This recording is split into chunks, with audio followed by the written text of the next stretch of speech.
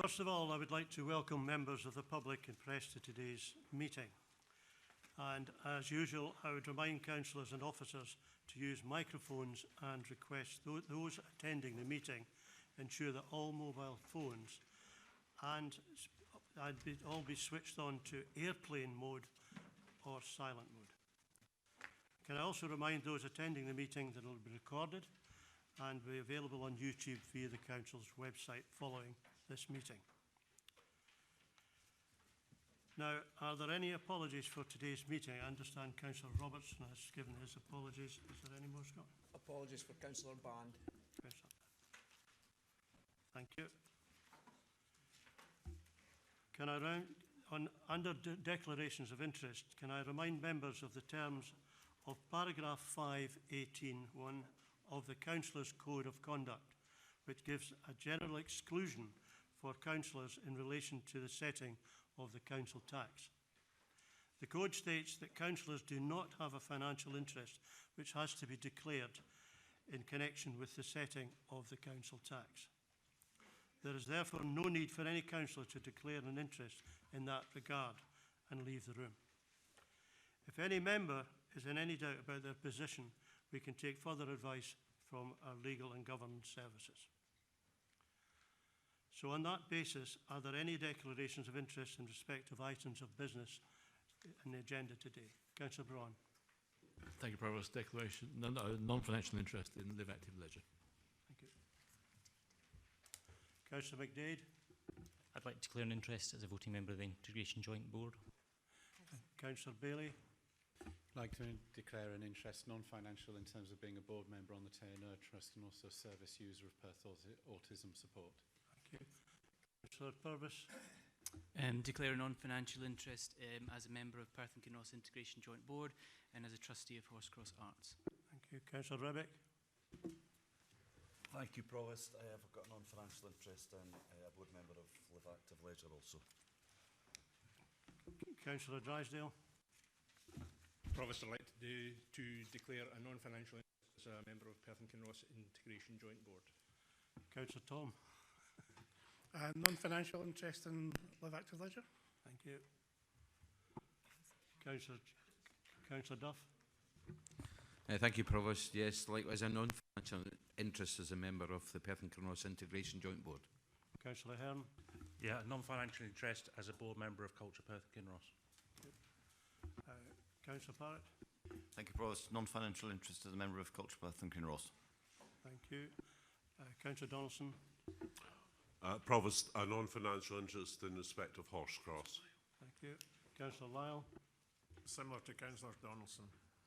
Okay. Councillor Jarvis. Thank you. Is that complete now? Thank you very much. So one more. Thanks, Provost. A non-financial interest in Culture Perth, Perth and Kinross. Thank you very much. Are we all done? Lovely, thank you.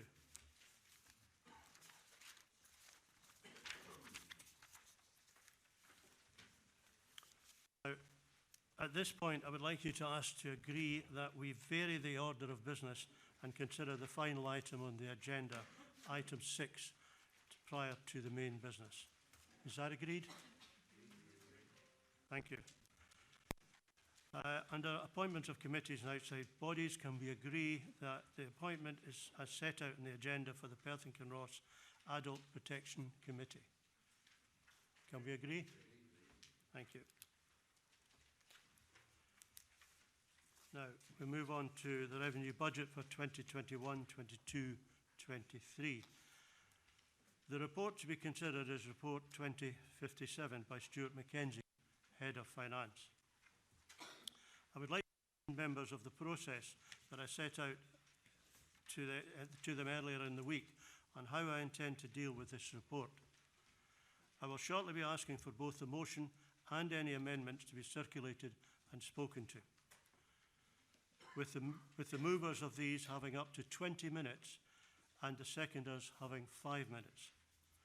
Following this, there will be a 1-hour break for lunch, followed by a further 1-hour recess period. On returning to the chamber in the afternoon, The debate and any voting will then take place as necessary, followed by the consideration of the remaining business on the agenda. Now, first of all, while members have had an ample opportunity to ask officers any questions in advance of this meeting, I have to ask, are there any points of clarifications only on this report?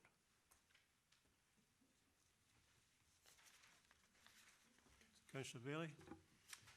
Just a question regarding the statistics from the consultation exercise. I welcome that we now have a separate figure for the number of page views to that consultation portal that are from the PKC network, potentially from our own staff. But I wondered, could officers tell us whether the actual statistics within the consultation report are also just people external to the PKC network? Thank you. Thank you.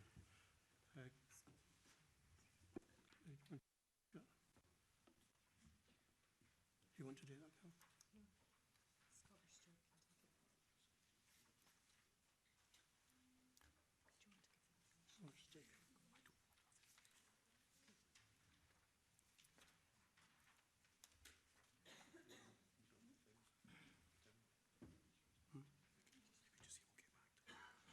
I think we'll have to get back to you on that one, Councillor Bailey. Would that be all right? I did give prior notice of this question, but that's acceptable. Thank you, Provost.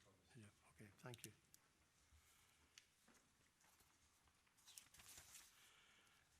Right, I will move on to the motions. Councillor Lyle, you have a motion to move. Can I ask you for this to be circulated? Thank you very much, Provost. Can I ask for the motion to be circulated, please?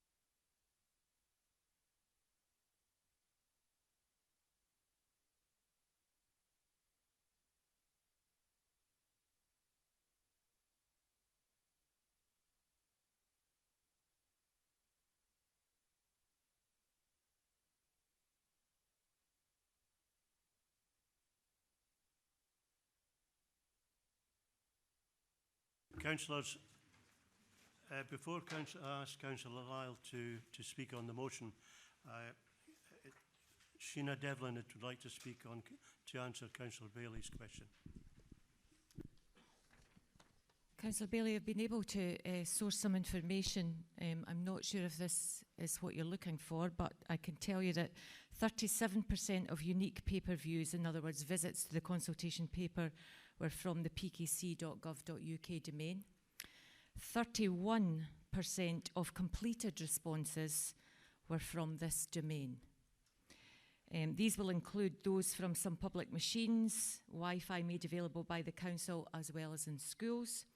And given that the council is the largest employer in the area and the majority of staff are also PKC residents, of course, some staff may also have chosen to complete the consultation on their own device if that's what they chose to do. Does that answer the question? Yeah. Thank you, Sheena.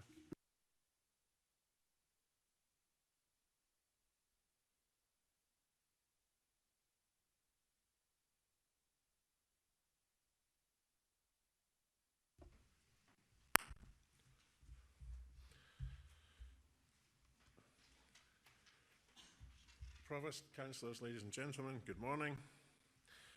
Before I begin, I'd like to acknowledge that for a number of reasons, none of which were within the control of anyone in this council, this has been one of the more challenging budget processes that any of us have been through in this chamber. It is testament to the professionalism and commitment of both councillors and officers alike that we are here today. And for that, I would like to record my personal thanks to everyone involved in this process. The budget that I present today reflects the priorities of the Conservative and Unionist councillors who make up the administration of this council. This is our third budget in administration and builds on four central themes: economy and entrepreneurship, education and learning, equalities and fairness, and empowerment. Provost, I am confident that these themes continue to find support across the whole chamber and in all of our communities. But before I speak to these themes in greater depth, I would like to describe the context in which we have prepared this budget. Last year's Best Value Audit by the Accounts Commissions commended this Council's approach to financial planning, stating that we were well placed to deal with the projected budget pressures.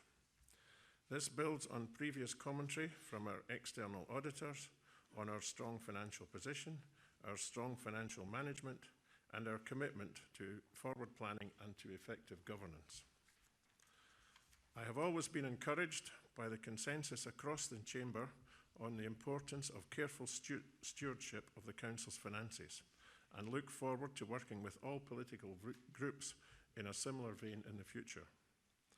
However, over the past decade, the Scottish Government has continued to make political choice to consistently reduce in real terms the funding options it makes available to local councils.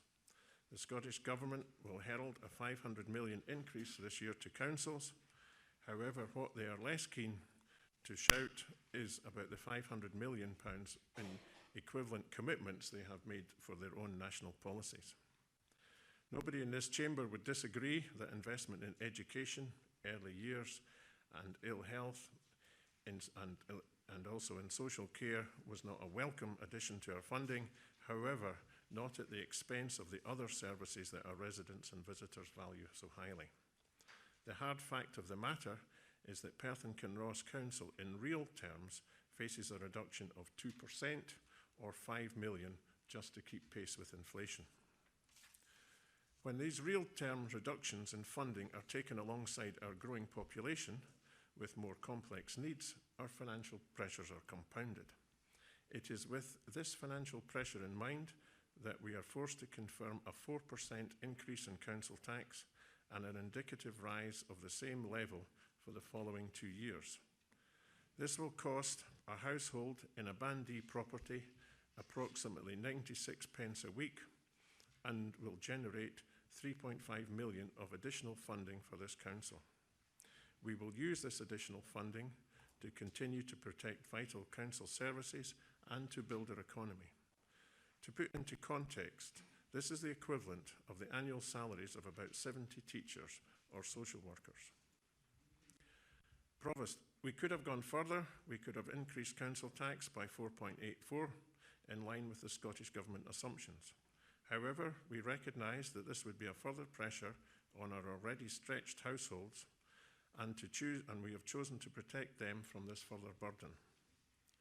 Provost, this budget builds on the administration's high ambitions for our residents across the whole of Perth and Kinross.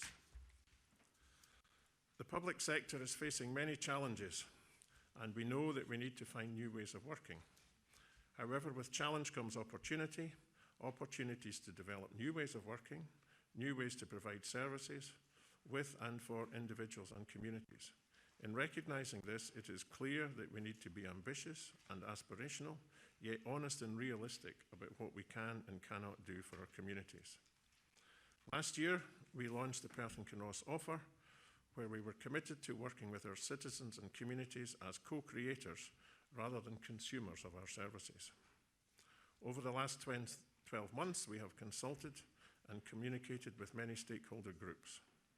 To be successful, the offer must change the way we work with our employees, with our partners, and with other stakeholders.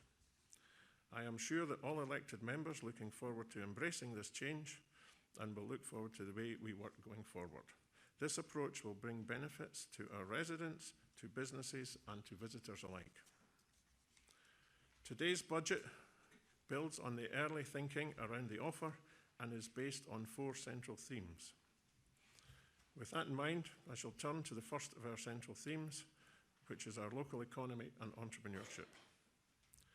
Provost, a strong local economy provides the jobs and taxes that will pay for the services which we will provide as a council. That strong local economy provides the funding for the services that our residents have come to expect. Economic development remains at the forefront of our ambitions for the whole of Perth and Kinross. Building on our investment last year, I am pleased to announce in excess of 300,000 of measures to support the local economy. This new investment is in addition to the 1.8 million of measures the administration committed to in last year's budget. The new investment will provide an enhanced economic development package that will encourage inward investment and provide assistance to new and existing businesses. I am also pleased to commit 270,000 towards Live Active Leisure and a further 180,000 to Culture Perth and Kinross to protect services in our smaller towns across rural Perth and Kinross. Provost, we are committing a further 100,000 to support Horsecross in this year of transition. These organisations provide hugely important cultural and leisure services that not only benefit the residents of Perth and Kinross, but also our visitors. Last year, I committed 500,000 to work in partnership with Live Active Leisure to bring forward our joint ambition for the PH2O project, and I will provide an update on this major development later today when we consider the capital update report. Together, these measures demonstrate our unwavering commitment to developing the economy across the whole of the council area. Provost, the second central theme is around education and learning. Perth and Kinross Council has a strong record of educational excellence, and our budget today aims to build on that long-standing success. Today we recognise over £7 million of additional cost pressures and have rejected almost £3 million of savings proposals put to us. This assists the development of educated, responsible and informed citizens going forward. We propose to restore the supply contingency budget to ensure that schools are able to get the supply teachers when they are required.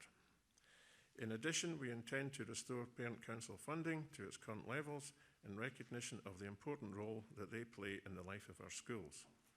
And we are rejecting the proposed further saving from school crossing patrollers in full to ensure that our children can continue to go to school safely.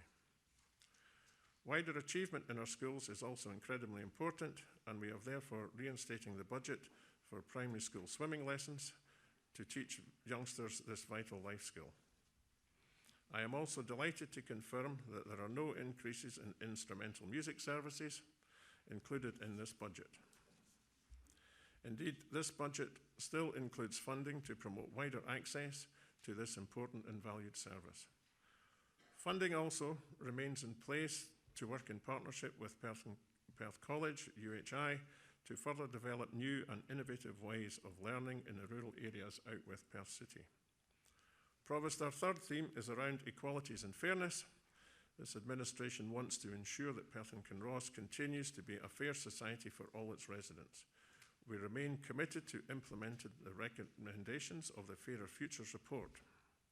Our budget today continues to provide recurring funding to a number of our key partners, including the Minorities Communities Hub, Ethnic Minority Law Centre and Disability Athletics. Funding also continues for the Money Advice Service and for the Citizens Advice Bureau. Turning to the provision of health and social care in Perth and Kinross, the Integration Joint Board will set its own budget at the end of March, and we have therefore set a spending envelope within which they will fund their services. However, I can confirm to elected members today that we have not only passed on all the Scottish Government funding to the IJB, but we have also recognised significant cost pressures within our funding allocations. In 21-22, the funding available to support the health and social care will be over 60 million. On a like-for-like basis, this is a 9.5 increase, or 5.3 million in money terms from the 19-20 budget. This council has consistently supported the work of our local IGB, and over the last 2 years we have recognised the demographic pressures facing social care and increased funding in this sector. We have increased the funding in this sector by over 20% to deliver better outcomes for our citizens across Perth and Kinross. These proposals highlight our continued commitment to ensuring that Perth and Kinross is a fairer society for all. Finally, Provost, our fourth theme is around empowerment. Many of the savings proposals outlined in the provisional revenue budget could have had a disproportionate effect on our towns and villages outside Perth. Today, Provost, I am delighted to confirm that we are proposing to reinstate significant savings to protect those services on which our rural constituents depend. We are reinstating the vast majority of the winter maintenance budget. There are no further reductions in public transport budget. This action will protect vital bus routes, which are the lifeline of our rural communities. We are fully reinstating the proposed savings for community green space and grounds maintenance to maintain the current high standards of our green spaces. Provost, may I emphasise that we are proposing to keep all the rural recycling centres open across Perth and Kinross. We in the administration feel it's vitally important that residents outside the city of Perth have access to a recycling facility close to their local area. The administration has been listening to our communities about the importance they place on investing in our roads network. Furthermore, the recent severe weather events have taken their toll on the roads. I am therefore delighted to commit a further $2 million in 2021 towards making significant improvements to our roads network for all users. Last week, we were informed that Letham for All had been successful in their bid for £1 million from the Regeneration Capital Grant Fund for the Letham Community Wellbeing Hub. This administration's budget today will make provision to borrow a further £1 million, which can be applied to this important regeneration project. The addition of this new investment today, as well as the existing budget and the new grant funding, will mean that there are £3.2 million available to deliver this project for the community. Provost, 2 years ago, this administration introduced the Community Investment Fund and committed $600,000 to taking this initiative forward. This has been well received by our communities and allowed them to prioritise infrastructure improvements in their own areas and to support projects that were put forward locally by elected members and others. The Strategic Policy and Resources Committee has been kept up to date with the progress. However, when times are hard, we need to review all areas of expenditure. And that is why I am pausing this fund for a year in the year 2021 so that members can make a full appraisal of the impact of the previous investments. Subject to the evidence of the wider benefits and improved outcomes being met, I propose launching a further fund with an investment of $300,000 in 21-22. To offset this gap year, 2021, the revenue budget already includes $150,000 for the important work of our area action partnerships. Provost, we recognise the valuable work undertaken by our local in-bloom groups, which has been reaffirmed by their recent national awards. Last year, we provided confirmation that we would provide funding through 21-22, so our groups are of confidence in funding them over the medium term. This year, we are investing a further £50,000 so that the Bloom groups can build on their long history of success and make Perth and Kinross an even better place to live and work. Provost, together these new proposals show a continued commitment to our rural communities. Finally, Provost, I want to remind elected members about the Perth and Kinross offer. This will become the way we work with and for our citizens and businesses and visitors. To support that work, last year we provided additional funding towards this initiative and new way of doing business. However, I wish us to be more ambitious. That is why this administration budget commits a further $110,000 to bring further commercial, digital and transformational expertise to enhance the capacity in the Council. It is my intention that this investment more than pays for itself within 2 years by maximising income, streamlining services and further modernising the Council. Before I conclude, Provost, I would like to pay tribute to the sterling support we have received from the Council's finance team and from senior officers in providing us with information that we have required during this budget process. I know their efforts are greatly appreciated by all the elected members across the Chamber. The achievements of this Council, of which we are all proud, would not be possible without our committed staff, who have always been dedicated to delivering the Council's shared priorities. It is not just those who support the budget process today, but everyone in this Council who is dedicated to delivering services for the people of Perth and Kinross, not only today, but every day, 24 hours a day, 365 days a year. Today, we are also prepared for the future by making approximately 3% of the Council's overall budget available to uncommitted reserves. The uncertain financial future, caused in part by the Scottish Government's decision to give the Council only a one-year budget settlement and increasing demand pressures on public services, mean that this financial cushion is incredibly important to this Council. It would be irresponsible not to keep aside money for the future, Provost. This budget invests in our children, it invests in fairness, it invests in our economy, and it invests in our communities. Beyond that, it invests in all our futures. On behalf of this administration, it is my pleasure to commend this budget to the Council. Thank you.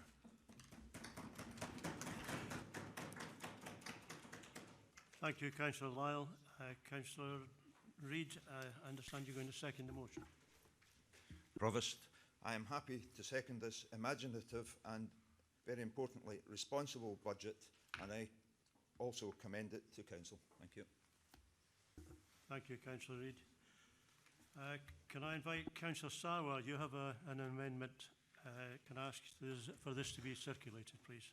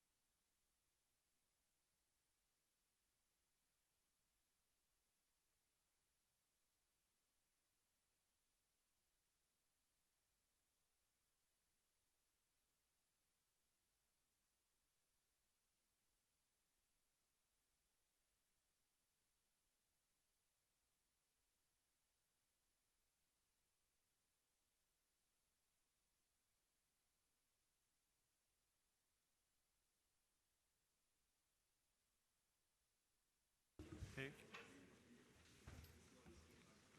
Councillor Sarwar, can you like to... Councillor Sarwar, would you like to speak to your motion? Thank you. Thank you, Provost. It is my pleasure today to present the SNP Group's 2020 Revenue Budget Amendment. I would like to take this opportunity to thank all officers involved in this process, especially Scott Walker and Alison O'Brien, and also to the members of the Budget Review Group, who have given of their time and energy to bring forward this budget amendment. Our budget has at its heart a commitment to protecting services, promoting health and well-being, tackling food poverty, and to leading the way on the climate emergency. The SNP Group is presenting a sensible and measured budget which seeks to prevent as many cuts to services as possible, whilst highlighting the very real challenges faced by those most vulnerable in our communities. Understanding the layered and complex challenges facing our public services, we have accepted almost all of the pressures laid out by council officers. Our budget provides a robust response to the everyday challenges our constituents face. In order to achieve this, we have set what we believe to be a fair but necessary increase in council tax of 4.28% in the first year and then 4% thereafter. We find ourselves in uncharted territory today. Not only are we meeting on a Friday, but a woman is proposing a budget amendment. We are in this unusual situation mainly due to the knock-on effect of having a December election, where despite losing half its seats in Scotland, the Tories did secure a majority in Westminster, and on January 31st, the UK left the EU. There is no doubt this has been one of the harder budgets to balance, but we must remember that the Scottish Government has been working blind. I am grateful for the work of Kate Forbes in securing a budget deal which has provided certainty and possibility when the UK Government has threatened delay and insecurity. No doubt there'll be plenty of arguments today over who is to blame for the settlement we receive, but we waste our time playing a blame game. We in the SNP Group believe the people of Perth and Kinross are far more interested in how the money we do have is spent and allocated across the essential services we provide. A focus on families, well-being, and both mental and physical health has underpinned the SNP budget. Providing high-quality childcare for those in lower socioeconomic groups offers the best start in life for young children.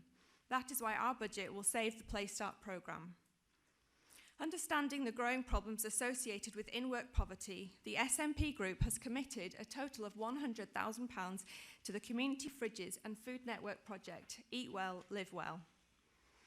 Furthermore, we will provide £50,000 for the next 2 years to the increasing work of local food banks, not only in Perth City, but also for satellite hubs working to alleviate the effects of food poverty. Food banks are one of our nation's greatest shames, a tragic result of austerity, but to ignore them would be inexcusable.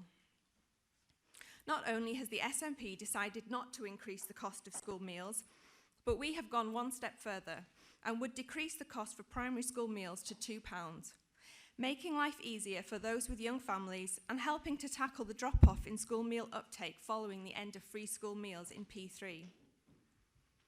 Recognising the importance of staying active in the fight for good physical and mental health, the SNP budget reinstates £290,000 for Live Active Leisure, ending the threat of closure to local leisure facilities.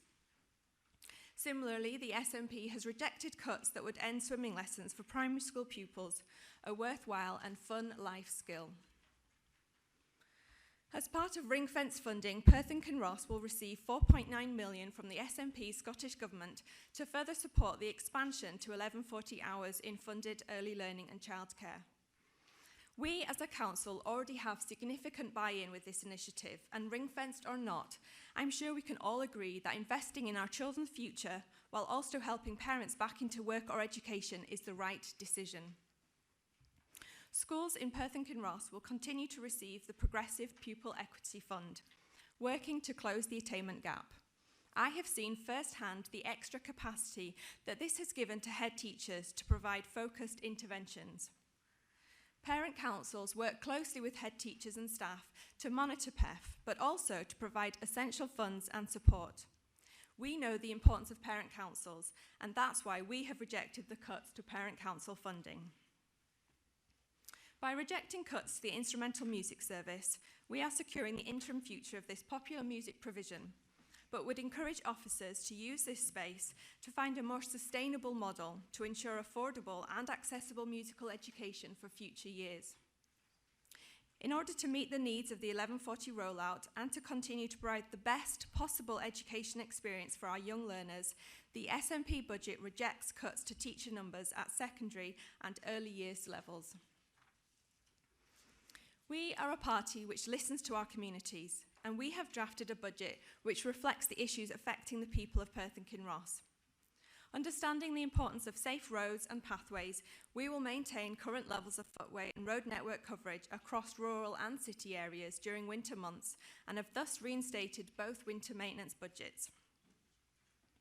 We have committed £270,000 of non-recurring funding to Culture Perth and Kinross, money which we believe will enable existing levels of service provision to continue and remove the threat of closure to rural libraries.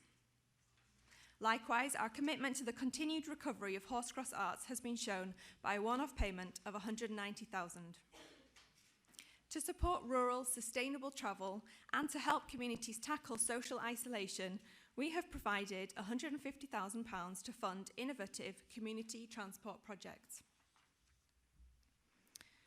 This SNP group has always sought to provide political leadership to our collective response to the climate emergency, ensuring not only rapid but just transitions. In our budget, we have reinstated funding for recycling centres, enabling officers to find a sustainable way to maintain rural provision, specifically in Aberfeldy, Octorada and Bankfoot. We have again included funding for a free parking trial for electric vehicles, incentivising an increase in the electric fleet. Acknowledging the importance of our green spaces for healthy minds and bodies, and for the potential of schemes such as increased tree planting, the SNP budget includes £100,000 for green space maintenance. This budget has within it the capacity for an exciting new development, the Perth Lottery, profits of which could fund non-statutory initiatives working to tackle the climate emergency in our communities across Perth and Kinross. The equalities impact of our budget was high on the agenda of the SNP group when making these difficult decisions. Understanding the negative impact on race and gender to the closure of the Placed Out programme, the SNP rejected this cut and have protected the service. Closures to recycling centres and reductions in the winter maintenance budget would have negatively impacted upon those with disabilities and those in older age groups. Instead, our budget provides £55,000 for safer pathways in winter and £370 for safer roads. If, as a council group, we make further increases to the price of school meals or cut swimming lessons, we risk negatively disadvantaging women, young people and potentially single-parent households. Understanding this, the SNP has rejected these cuts. Our budget amendment recognises the positive impact for multiple groups, but especially women and young workers who often suffer the most from wage inequality of paying the living wage. Thus, the SNP budget is pleased to make provision for the inflationary increases to the living wage. We are committed to fighting inequality and standing up for the most vulnerable in our communities, and that is why we have allocated £70,000 of recurring funding to officers on the front line of mitigating universal credit. This funding, to increase capacity of welfare rights officers, will also contribute to the work of helping our EU residents to secure settled status and continue their vital contributions to Perth and Kinross. As part of our prudent and measured approach to this budget, we have identified several inefficiencies which create a total of £755,000 of savings over the next 3 years. Crucially, we have made provision for the creation of a commercial officer. It is our position that there is funding out there which, due to current capacity pressures, is not being utilised. We have taken a proactive approach to exploiting all possible revenue streams, and in this way, the SNP budget is future-proofing against even harder days to come. The effects of Brexit are beginning to create challenging economic conditions, and we are all too aware of the impact that the loss of EU funding could have.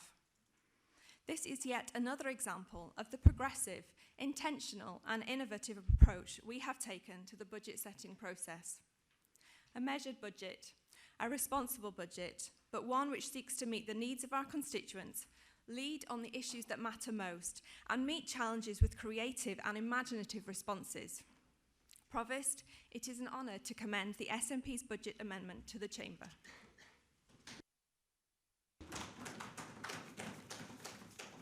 Thank you, Councillor Sarwar. Councillor Parrott, can I ask you to second the amendment? Thank you, Provost. I welcome this opportunity to second the SNP Group's revenue budget amendment.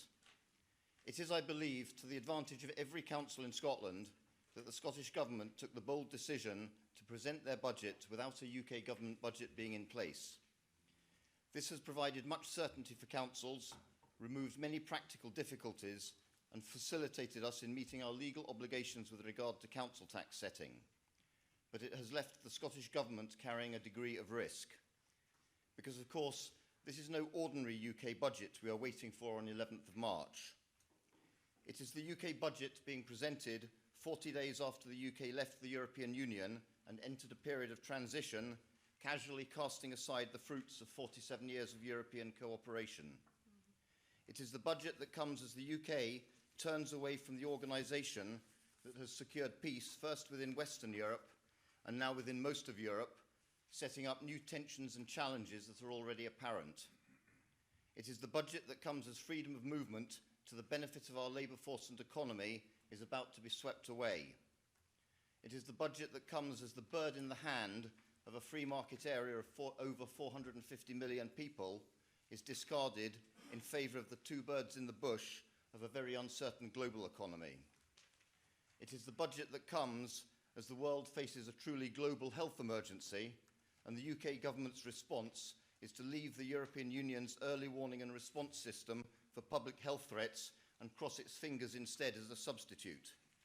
The collapse of Flybe is maybe just a taste of the economic damage this health emergency might cause. So I applaud the Scottish Government for moving ahead and setting out their plans in these circumstances. Their four main themes, which I believe our budget amendment complements, are firstly, improving well-being. Secondly, supporting inclusive economic growth. Third, responding to the global climate emergency. And fourth, tackling child poverty.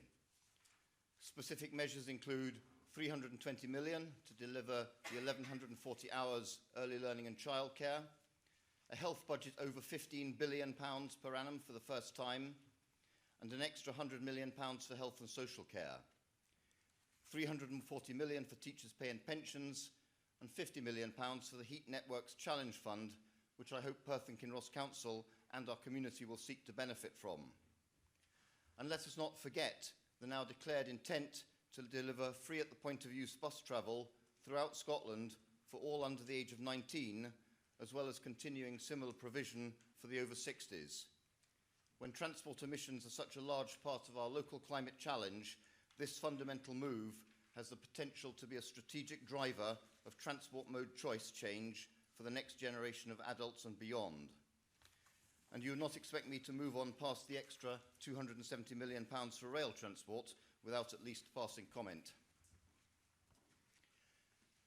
And I want to remind Council of the prevailing situation in Scotland, where the majority of people pay slightly less income tax than elsewhere in the UK, where council tax bills are on average more than £400 cheaper per annum than elsewhere in the UK, where domestic water charges are on average more than £40 cheaper per annum than elsewhere in the UK, where the sick are not penalised with prescription charges, and where many of our valued public sector workers are better rewarded than their counterparts south of the border. That is the context of our budget today. As I said earlier, I believe the priorities we are setting for Perth and Kinross complement the priorities our Scottish Government is setting. We are using some, but not all, of our freedom to raise council tax so that we can better support our community beyond the above inflation grant made to us by Scottish Government, and I want to now highlight some of our proposals. We value our teachers, our early years support team, and our parent councils within schools. Councillor Parrott, can just wind up just quickly because you're getting 5 minutes.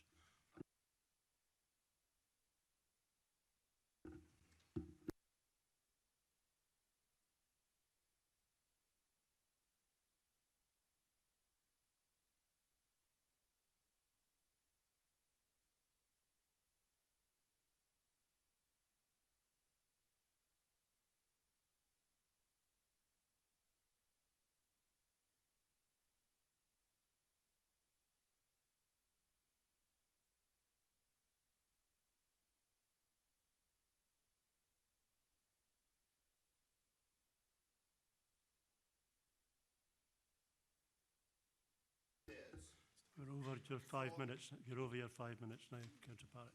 Can you just finally finish?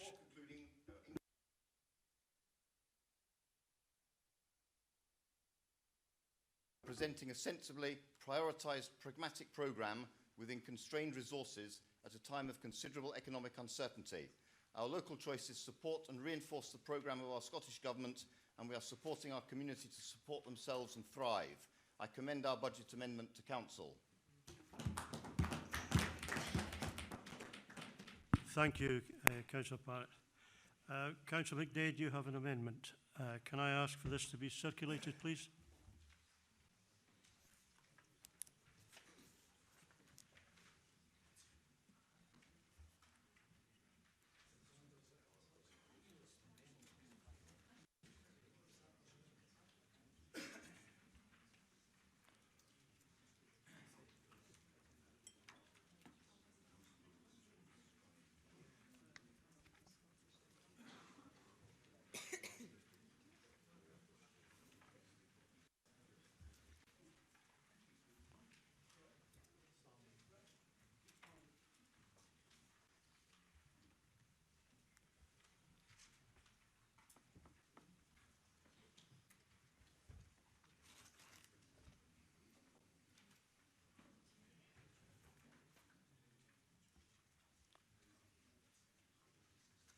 Okay. Everybody got copies? Yeah. Councillor McDade, would you like to speak to your amendment? Thank you, Provost. Before I start, I would like to express my sincere gratitude to Scott Walker and Alison O'Brien for their significant support over the past days and weeks. I would also like to thank Stuart Mackenzie and all the other officers who provide information to aid the completion of our amendment. It is very greatly appreciated. Although recent years' budget cycles haven't been easy, this year has been helped by a late increase by the Scottish Government following talks at Holyrood, and we are grateful for that. However, that doesn't mean that this hasn't been a challenging budget to set and that we have had to make some tough decisions. A revenue budget amendment seeks to set out a positive direction for this council and for the people of Perth and Kinross. It protects the frontline services that people care about, whilst at the same time looking to keep council tax rises to a minimum. It has fairness at its heart and looks to protect our most vulnerable. We believe that council tax is a regressive tax that hits the poorer families and pensioners the most, and we encourage the Scottish Parliament to urgently look at reform measures of it.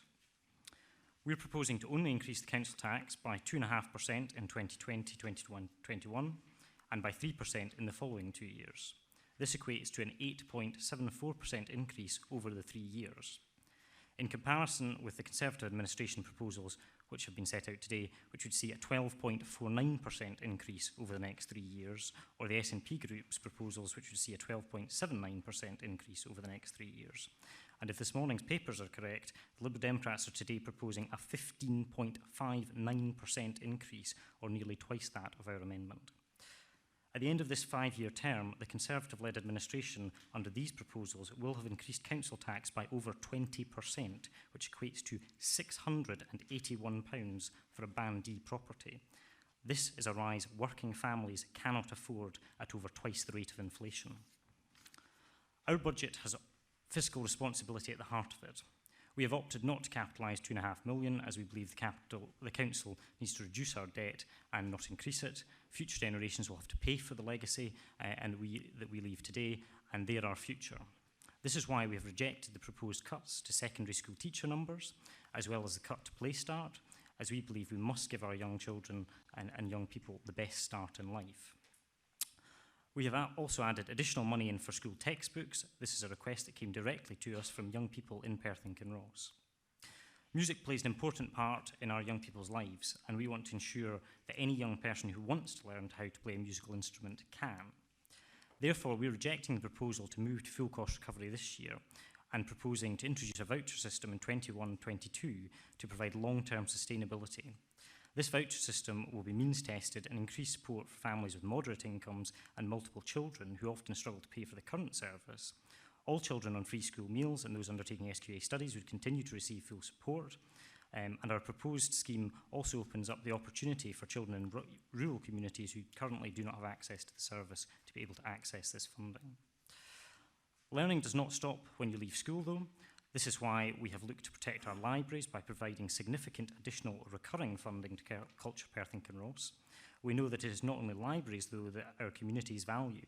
We've also provided additional recurring money for Live Active Leisure to protect rural and urban leisure facilities, which are so vital to our communities. Our budget amendment also protects our rural communities from the cuts that would most affect them. We have rejected the proposed cuts to the 3 rural recycling centres in Aberfeldy, Auchterarder and Bankfoot. This will prevent our rural residents having to travel an additional 30-mile round trip to recycle their waste, potentially increasing the cost of the council through reduced recycling levels and generating significant extra carbon in this time of climate emergency. Our budget invests significantly in public and community transport in our efforts to reduce our environmental impact, and we're delighted to today announce our People's trial, which will actually save the council money and hopefully be a model for expansion of rural bus services in the future. I'm also delighted to be able to announce that our budget supports rural business through increased funding for GrowBiz and ensuring that our tourist community stay beautiful through support for our Bloom and Path groups. We have also announced in our budget today increased funding for public transport feasibility studies, one into the reopening of the Kinross Railway, which is already the policy of this council, and another into a Perthshire light railway system to link up our rural communities. As part of our investment in transport, we have also committed an additional £50,000 towards community transport initiatives. And this at this time of climate emergency is vital to help reduce our carbon emissions, and also it will allow our young people to access the government's new free public transport for under 18s. We're also rejecting all proposed cuts to winter maintenance, which would disproportionately affect our rural communities, and we're providing an additional £50,000 to support community winter maintenance capacity, including additional grit bins and push-along gritters. Our budget is a fiscally responsible budget proposal that protects Perth and Kinross taxpayers from the tax and spend approach of this Conservative administration. To be clear, our budget is a budget for rural Perth and Kinross and for urban Perth and Kinross, and it protects them from unnecessary tax rises.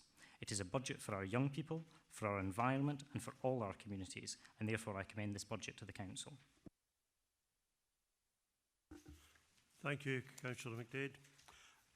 Councillor Block, I understand you do second the motion, the amendment. Thank you, Provost. I'm proud to second this progressive budget, which does right by families. Not only are we rejecting the removal of all crossing patrollers, we're reversing the cuts to crossing patrollers that the administration took last year, where the promised road safety measures have not yet been put in place.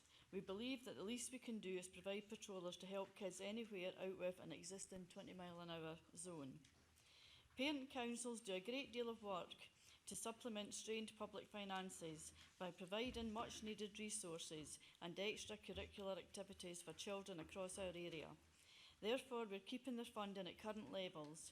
To cut, it would be a false economy because we'd end up spending more to replicate their great work ourselves. Parents can also rest assured that the provision of swimming lessons to primary age school kids will continue.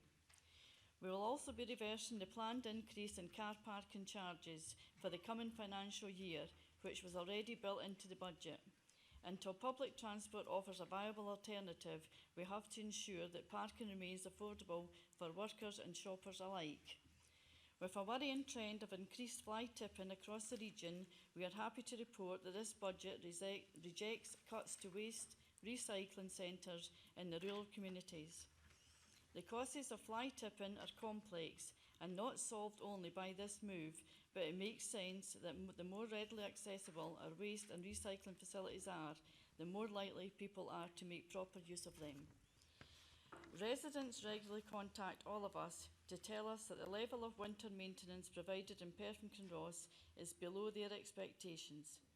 Therefore, we are rejecting any further reductions in service. We have to ensure that our residents can safely reach work, school and leisure activities in the winter months. Our economy will be the worse for it. The budget also restores year-round public toilet provision in Crieff, which is a key tourism market within Perth and Kinross and deserves our support in these difficult trading times. The papers in front of you have the full detail of our budget, but one final point I'd like to emphasise is that we're doing all of this without raiding the pockets of our residents. Our group has worked hard to ensure that the rate will only increase by 2.5% in year one and 3% in the following 2 years. Thank you, Provost. Thank you, Councillor Brock. Councillor Barrett, you have an amendment. Can I ask for that to be circulated, please?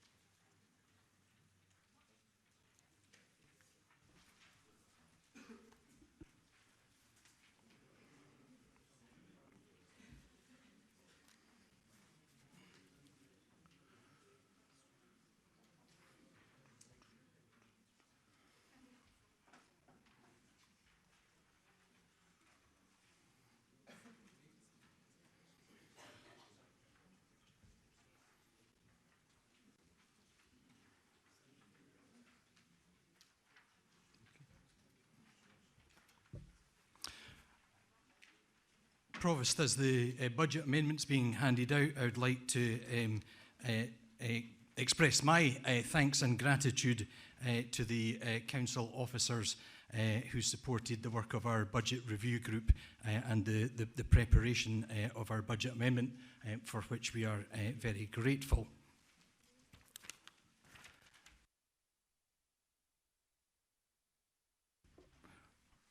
Provost, at the end of last year, all councils unanimously agreed the details of a fair funding settlement to put to the Scottish Government and the then Finance Secretary, Derek Mackay. Recognising that councils' core revenue budgets are under threat and have been reduced by 7% since 2013-14, when the Scottish Government's total revenue funding has only reduced by 2% over the same period, and also while revenue funding has reduced in real times over that same period, ring fencing and national policy initiatives have grown dramatically.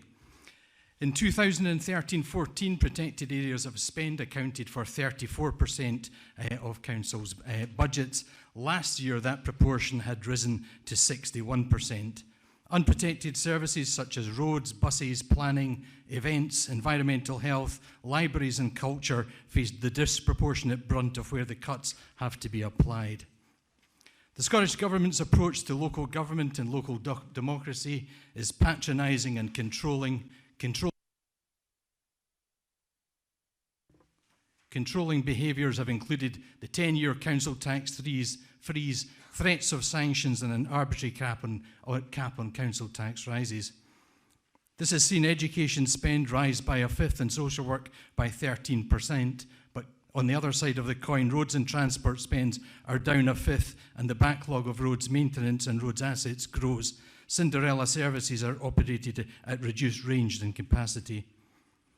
The ask of local government from the Scottish Government was for £1 billion, made up over three components: £497 million to cover new Scottish Government spending commitments, 2% equating to £200 million inflationary increase to avoid another real terms reduction, and 3% to start to restore the erosion of council budgets.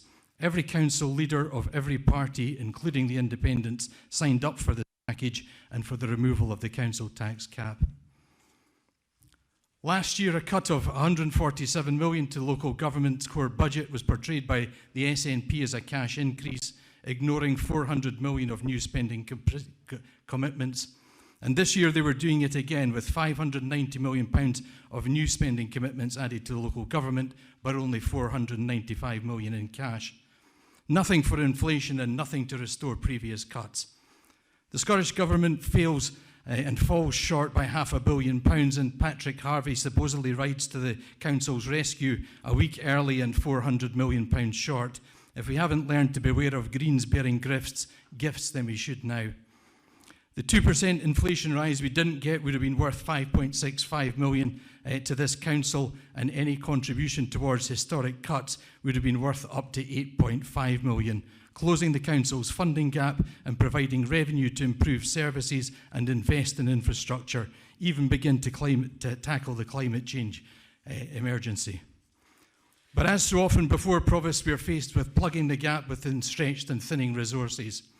As Liberal Democrats, my group and my colleagues' priority has been to mitigate the worst impact of the cuts we face, to try and target the resources to those most in need, to take steps to tackle child poverty and hunger, to let our young people develop their talents to their full potential, to support our community organisations mobilised to prevent our people and our children going hungry, to support vulnerable people with disabilities who have to manage on low and limited incomes, and to support minority groups who have historically suffered discrimination. We want to protect and promote the vitality of our city centre, our leisure services and cultural facilities, and resources such as libraries, and we want to keep our streets and our communities safe. To that end, under the category of developing educated, responsible and informed citizens, we are rejecting savings option 5 and are fully reinstating £500 million over 2 years, £500,000 over 2 years for the instrumental music service. We believe the attempt to achieve full cost recovery for this service would drastically reduce participation and those who would be able to afford to take part. We will instead restrict increases to the IMS charge to 10% in each of the 3 years of our budget. My colleagues have long been strong supporters of IMS, and this is one of the tough options forced upon us by the Scottish Government settlement. In rejecting savings 6 and 7, we want to preserve our children's safety going to school and their chances of learning to swim as part of the budget. In total, this comes to £339 £100,000 being put back in. We also want to protect the school supply contingency budget, reinstating £152,000 worth of savings, and guard against small schools and pupils in those suffering disproportionately from significant or serious teacher absences. The Scottish Government's budget makes a material change to the Council's financial sustainability. The 22% reduction in capital is significant, combined with the failure to support councils to deal with pressures of rising demand and inflation. It has precipitated the need to defer setting our capital budget until June and to re-examine a host of previously rejected savings proposals. It means that we have to go back and review the fitness of service for the future, and that is why we are charging officers with conducting a further review of catering services in order to deliver £450,000 worth of savings to be implemented in years 2 and 3 of our budget. To create a safe and sustainable place for future generations, we are rejecting all of the winter maintenance savings amounting to £610,000. The prospect of climate change-induced severe winter weather events and the safety of pedestrians and road users and the economic impact if commerce is stopped in its tracks in Perth and Kinross demand that we reject those savings. As Liberal Democrats, we are alive to the road safety concerns amongst our community councils and our local residents, and the frustration that long waits and limited budgets have on deliver safer crossings to encourage walking and being more physically active. For 3 years, we will apply £175,000 each year, just over £500,000 in total, to deliver 15 new pedestrian-controlled crossings across our council area. We want to protect the incomes and living standards of people with disabilities and reject changes to the contributions policy within the health and social care proposals to reduce the charging threshold from £210 per week to £135. What we are putting into the budget could provide an income threshold of £160 per week, where only above that people of working age will have to contribute to the cost of their care. The proposed changes to the contributions policy as proposed would severely impact on working age people with disabilities and would move Perth from being one of the best, or providing one of the best levels of income protection in Scotland, to one of the least and most basic. We do not believe that that is fair, and we cannot stand by and let that happen. And we are applying over £1.25 million over the 3-year budget period to mitigate those impacts. We recognise the pressures experienced by Culture, Perth and Kinross and Live Active Leisure, and will work with them to tackle those whilst protecting library and leisure services. As part of our new spending proposals, we are making a recurring contribution of £200,000 per year to both arm's-length organisations, recognising the need for all parts of the public sector to make efficiencies, but also their importance to our communities, to healthy and active lives and the long-term benefits which derive from physical activity and the social and educational benefits accruing from libraries. We also recognise the particular challenges faced by the new Chief Executive at Horsecross in dealing with a £300,000 structural deficit in the course of the next year, and we want to ensure that his focus is on delivering that transformation, is not diffused by also having to deliver the previously agreed saving of £100,000, which is due to be delivered next year. Instead, we are deferring the need to implement that saving until 21-22 with non-recurring monies of £100,000, and this is explicitly and expressly a 1-year only support package.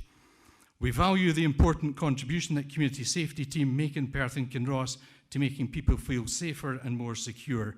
We are rejecting £100,000 of the saving to be delivered from the review of the community safety team. We recognise that efficiencies can be gained from greater collaboration with other housing and environment teams working with more mobility in communities, but also want to allow the review, the scope and flexibility to ensure that early intervention and prevention capacities of the team are not jeopardised.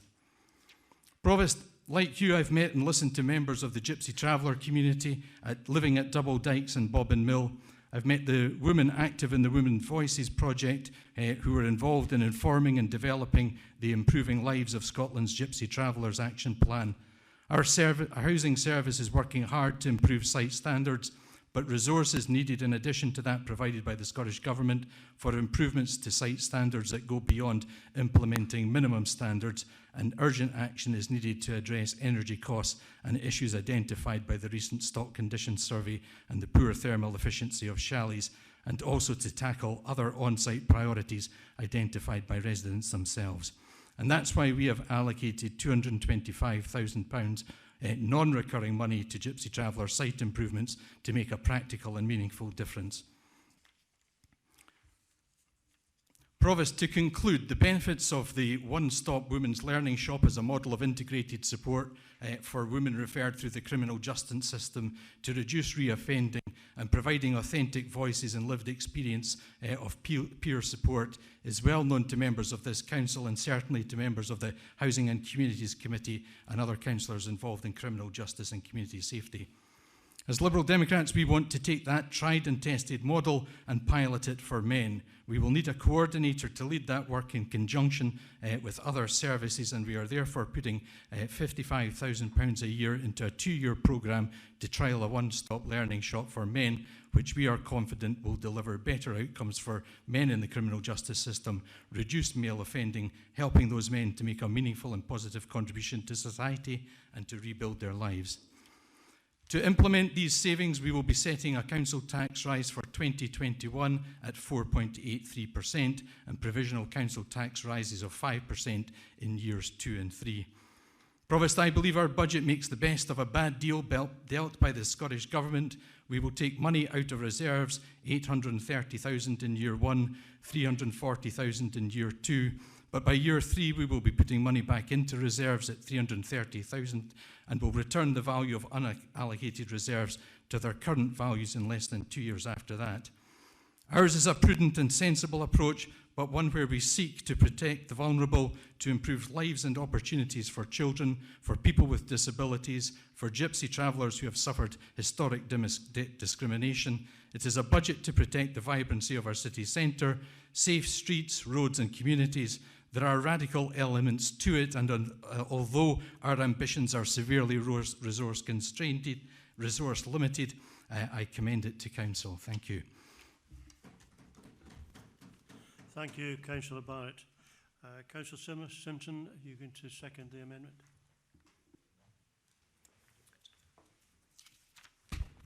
Thank you, Provost. I'm both pleased and proud to second the Liberal Democrat Group Revenue Budget Amendment, so well presented by my colleague Councillor Barrett. I would appeal for support across the Chamber for our budget proposals, which are fair to all our citizens, preserve the protections for the most vulnerable, and which make the very best of what is a very bad financial settlement. Outside observers of this annual budget palaver might well find it hard to believe that this country, by which I mean Great Britain, is worth £13 trillion and is generally considered the 5th most wealthy country in the world. This makes the spectacle of having to scrabble about in the dark corners of the Chancellor of the Exchequer and the Scottish Finance Minister's metaphorical sofas for some last-minute small change for councils even harder to accept. Urgent reform of this ludicrous system is required. But back to Perth Kinross. We need to recognise we must listen to what our citizens tell us. We must ensure also that our party colleagues in Westminster and Holyrood treat all local authorities with respect and allow us to determine what is best for the communities that we represent and put an end to centralisation and year-on-year cuts. Our budget amendment takes a holistic approach, and for one example I would say our proposals to consider the central production unit. Not only will this be good for food standards and nutrition for our young people, it will also allow and encourage small local producers to supply 1 or 2 kitchens and not be excluded from expensive deliveries everywhere. This also helps address the climate emergency and reduce food miles and hundreds of unnecessary journeys. Colleagues, I commend this amendment to the Chamber. Thank you, Councillor Simpson. Councillor Purvis, I understand you have an amendment. Can I ask for this to be circulated, please?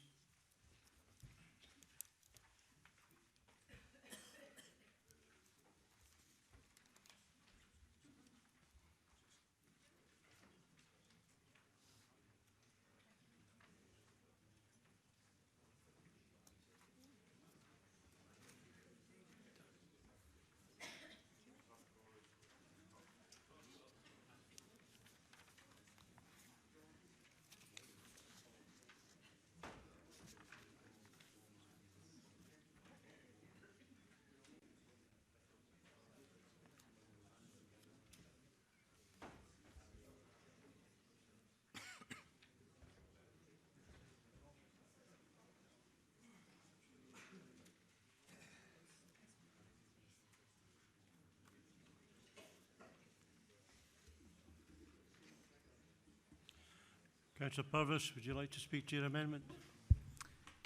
Thank you, Provost. In the US today, it is National Employee Appreciation Day, so I would like to start by thanking council officers, in particular Scott Walker, Greg Boland and Fraser Crofts, who have over many weeks answered many questions, provided figures and double and triple checked arithmetic, and thus helped compile the budget I propose today. More generally, I would like to take this opportunity to thank all of the council staff across Perth and Kinross for their dedicated service. Our budget today sets out a radical new conservative approach to the way that this council operates.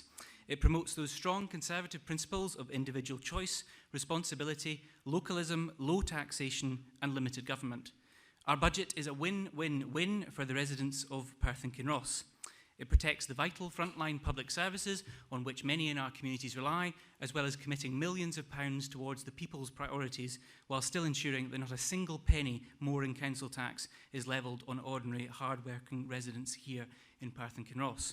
And we have done this by seeking to make the council more efficient and deliver our services in different ways. Government does too much, and what it does do, it often does not do well. Our budget acknowledges that.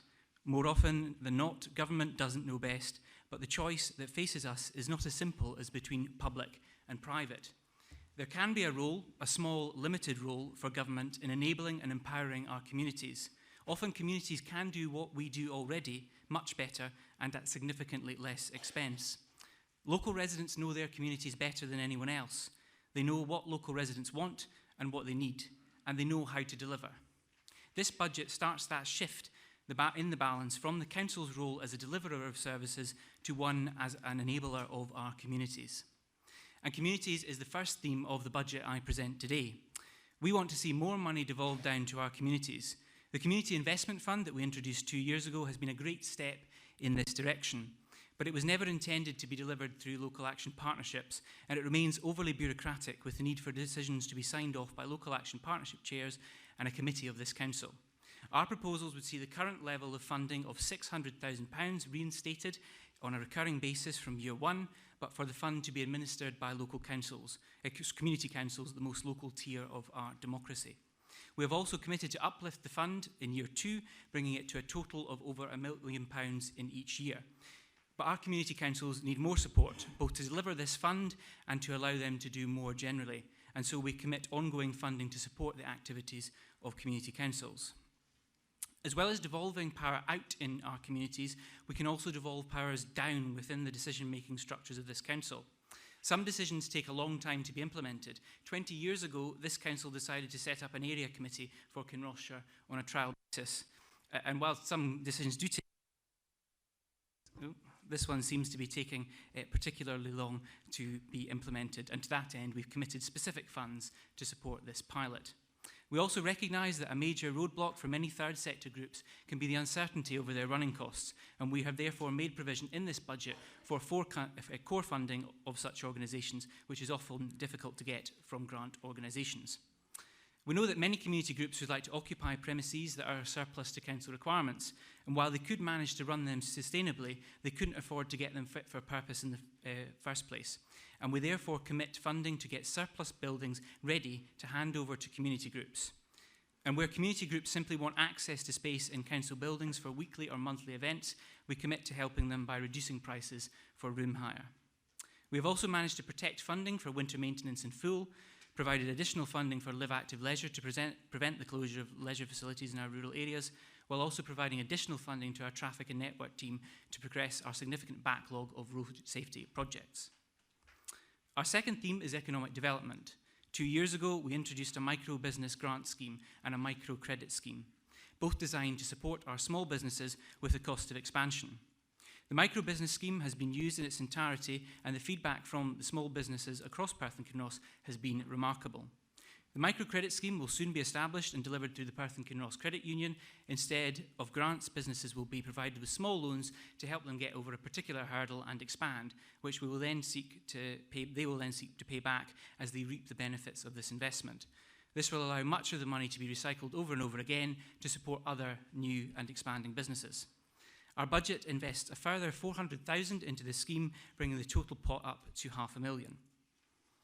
And we want to see the success that is GrowBiz enabled to support more new businesses to start up across the length and breadth of Perth and Kinross, particularly in our more rural areas, with their particular focus on peer-to-peer mentoring for new business startups and small business expansion. Our third theme is education and families. We take a slightly different approach to the Scottish Government when it comes to free childcare. Rather than giving free childcare to all 3- and 4-year-olds, many of whose parents can afford it, we would like to see resources better targeted to 1- and 2-year-olds from disadvantaged backgrounds. While the Scottish Government have nevertheless committed to rolling out 1,140 hours free for all 3- and 4-year-olds, we would like to see this done for disadvantaged 1-year-olds, in addition to their commitment to roll out 1,140 hours free to disadvantaged 2-year-olds. So today we are committing that investment to start from August 2022 using the same eligibility criteria as applies to 2-year-olds. This will support parents who want to get back into the workplace but for whom the costs of childcare might have significantly reduced the benefits accrued from working. The Scottish Government are under increasing pressure about the lack of subject choice available for pupils across Scotland in our schools, particularly in their senior phase. While many schools in Perth and Kinross have a wide range of subjects available, both academic and vocational, we believe there is scope for this to be enhanced further. In particular, we would like to see Latin, economics and philosophy available on the curriculum. The benefits of Latin are well documented in academia. Those who learn not only have an advantage when it comes to learning English and modern languages, but the logic that they have to employ in their lessons and the transferable skills that they gain have been demonstrated to lead to higher performance in all other subject areas. This is why we'd especially like to see Latin taught to pupils in S1 and S2. Linked to this, we are also excited by the opportunities that will be brought about by the establishment of the virtual campus model, which will allow pupils across Perth and Kinross the benefit of taking subjects not offered in their own schools. This has already been delivered in Perth through the Perth City Campus model, but we are keen to see it rolled out across the rural areas of Perth and Kinross. We think that progress on this has been too slow, and we have therefore committed funds to accelerating its rollout. And finally, we have committed funds to ensure that those schools in Perth and Kinross that do not currently offer first aid training in schools are able to do so. There are several examples where we are redirecting funds into better ways of delivering services. We reject funding for so-called equalities and minorities projects that promote segregation over integration and have instead funded English language teaching to promote integration and to allow new residents to play a full role in our society, both in the workplace and their wider communities. We have replaced swimming in schools, which often takes up too much class time, particularly in our more rural schools, with a voucher scheme that will provide free swimming lessons for those who might otherwise struggle to pay for them. We have reduced funding to council-run youth services to reinvest it in community-led youth services. This approach has already been implemented across the 5 former local action partnership areas, where small amounts of money are making a huge difference to the range and breadth of youth services that can be offered to our young people in our communities. This approach is significantly better than the Perth-centric model we have at present. And we have also sought to repurpose funds currently used for Navigate to establish a second chance unit that would remove children with behavioural issues from the mainstream classroom environment, reduce disruption to other pupils and allowing those children to address their behavioural issues with a key focus on discipline. This would allow them to be given a second chance that everyone deserves of being able to go back into the mainstream classroom environment. We've also been able to reject savings to the instrumental music service in full and prevent any increases in charges over the 3 years of this budget. Our fourth theme is protecting our environment. More and more people are becoming aware of the problems that we face and the need to tackle and address our changing climate as a matter of urgency. For many people in more rural council areas like Perth and Kinross, however, much as they might want to reduce their carbon footprint, it can be more difficult to do that than people who live in cities. Public transport is often unavailable and infrequent, and people often have little choice but to use their cars to go about their daily lives. The deal struck at Holyrood between the SNP and the Greens seeks to introduce free bus travel for those 18 and under to supplement the free travel already offered to the elderly. Again, this is fine for those who live in cities and larger towns, but free bus travel isn't much use if there are no buses where you live. That is why we are seeking to fund a further £200,000 into public transport on a recurring basis to help increase the number and frequency of bus routes available in rural parts of Perth and Kinross. We've also committed £100,000 in addition to support community transport initiatives to get up and running across our 2 counties. We have also rejected cuts to recycling centres in full, while also rejecting the further increase in the garden waste permit in year 2 of this budget to encourage further recycling.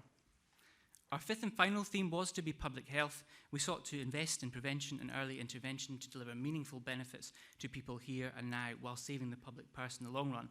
We sought to invest money in drug rehabilitation beds to compensate for the cuts to alcohol and drug partnerships made by the Scottish Government, favouring recovery over the all too common approach of parking substance misusers on methadone.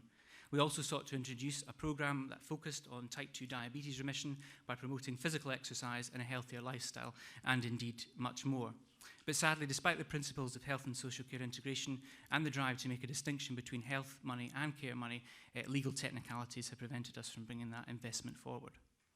In addition, we have also committed extra funding to help Council further transform the way it delivers services by bringing in new approaches and methodologies used in the private sector, as well as ensuring that we do more to help residents make better use of our digital services and MyPKC.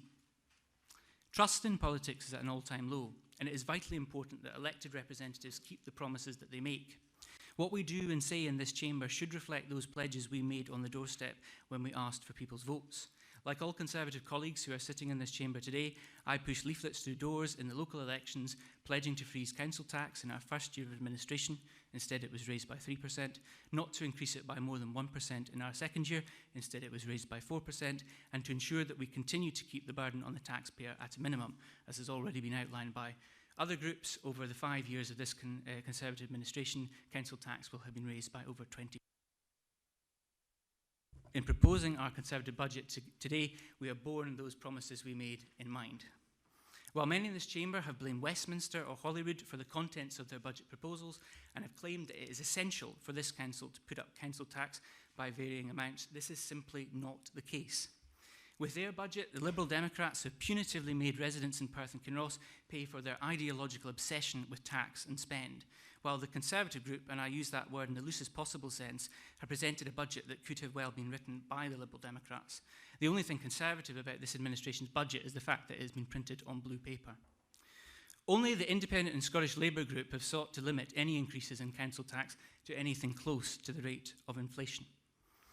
Our budget today demonstrates that there is no need to raise council tax whatsoever. In fact, while our budget freezes the rate of council tax in cash terms over the next 3 years, assuming an average rate of inflation of 2%, it delivers a real terms council tax cut to local residents of 6% over the course of this budget. And we have managed to do this while also proposing millions of pounds of additional investment into priorities that matter to the residents of Perth and Kinross, and while still protecting the frontline services, obviously wanting me to wind up, on which people rely. Raising the council tax is therefore clearly and unambiguously a political choice. To suggest otherwise is not to be straight with the electorate. In concluding, you might not agree with everything in our budget, but I hope, at the very least, it makes you think differently. I hope it challenges you to question the way we do things around here and accept that in future, a different way might be possible. Thank you, Councillor Purvis. Councillor Purvis, do you have a seconder?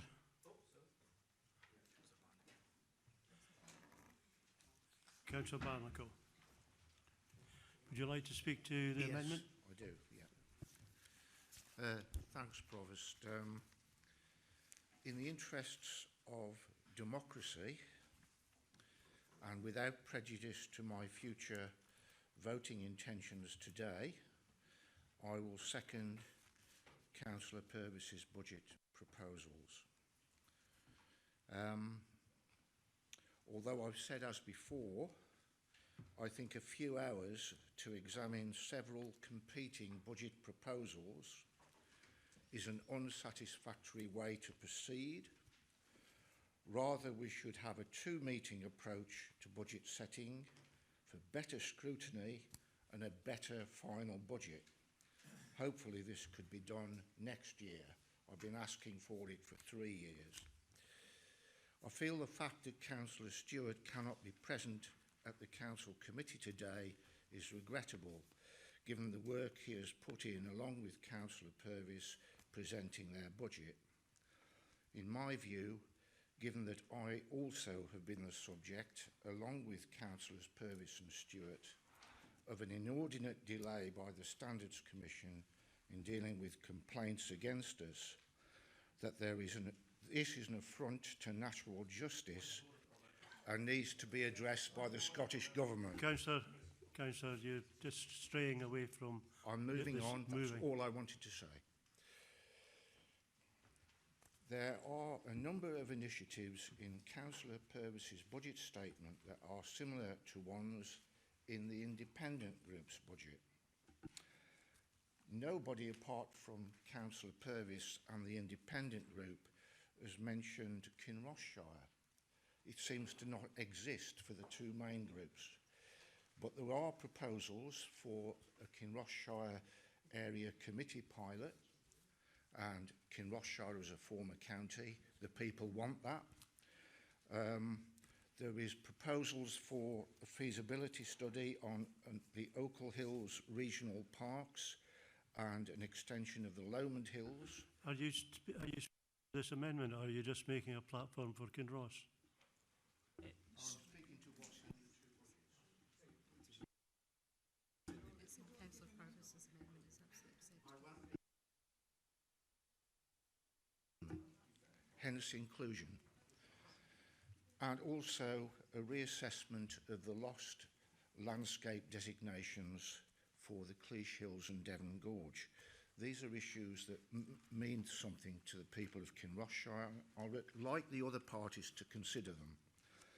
More generally, the two budgets also deal with community transport initiatives, the rejection of the music situation in terms of charges, the winter maintenance, rejection of the cuts there, and also to recycling centres.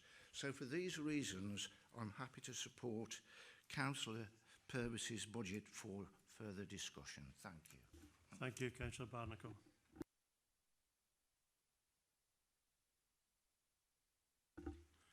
No. We're going to have a break now for a recess and a lunch break. Be an hour for lunch and a further hour for a recess period. So we're looking at coming back here in 1 o'clock. Stuart, what time's lunch? At 12. Okay, so we're back at 2 o'clock. 1 o'clock. 1 o'clock. Okay. You okay with 1 o'clock?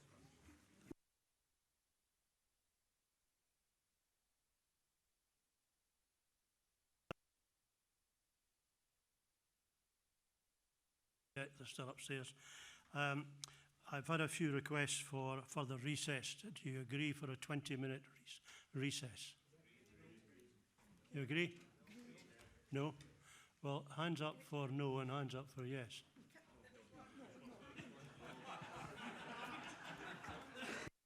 Are you in agreement to have a recess? You've said yes. Rest. Let's go for a recess. 20 minutes. When that's been passed around, I could declare a non-financial interest in the Lethem for All board as a board member. Thank you, and Councillor Revick, thank you for the same. Yeah. Yes, thank you very much. It just came to light because it was in the papers and we felt it prudent to. Okay, thank you. Thank you. Just says it's going to hold it.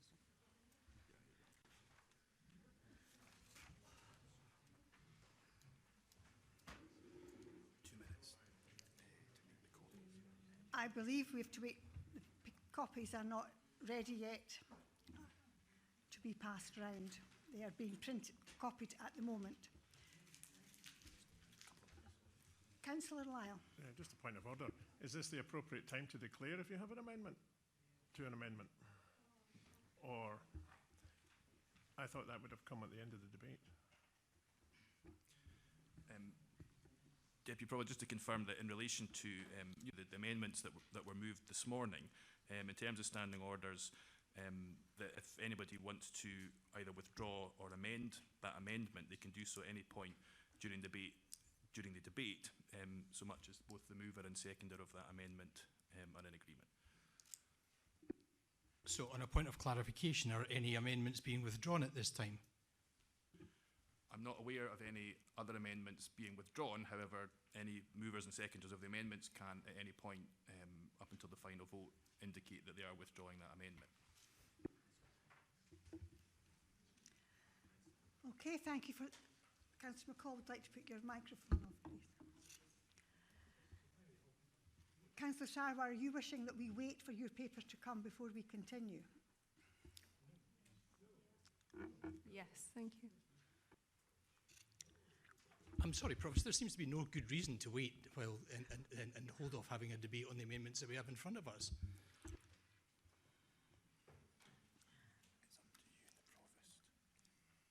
This is unknown chartered water for some of us today. I think it would have been helpful if we'd known this before we actually sat down here at 1:20. It would have helped me to know what I was supposed to be doing. It's now 1:30, and you were getting an extra 20 minutes. You've now had an extra 30 minutes, and we're still waiting. So I think, with all due respect, I think we'd like to continue with the debate. Deputy Provost, I'm sorry, but we didn't know that they weren't printed.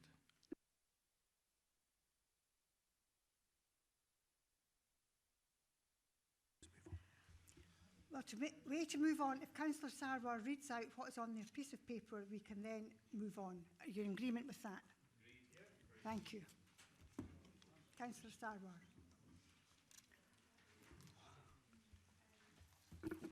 We do have copies from on this side of the room that we're happy to share with that side of the room, if that helps. Sander?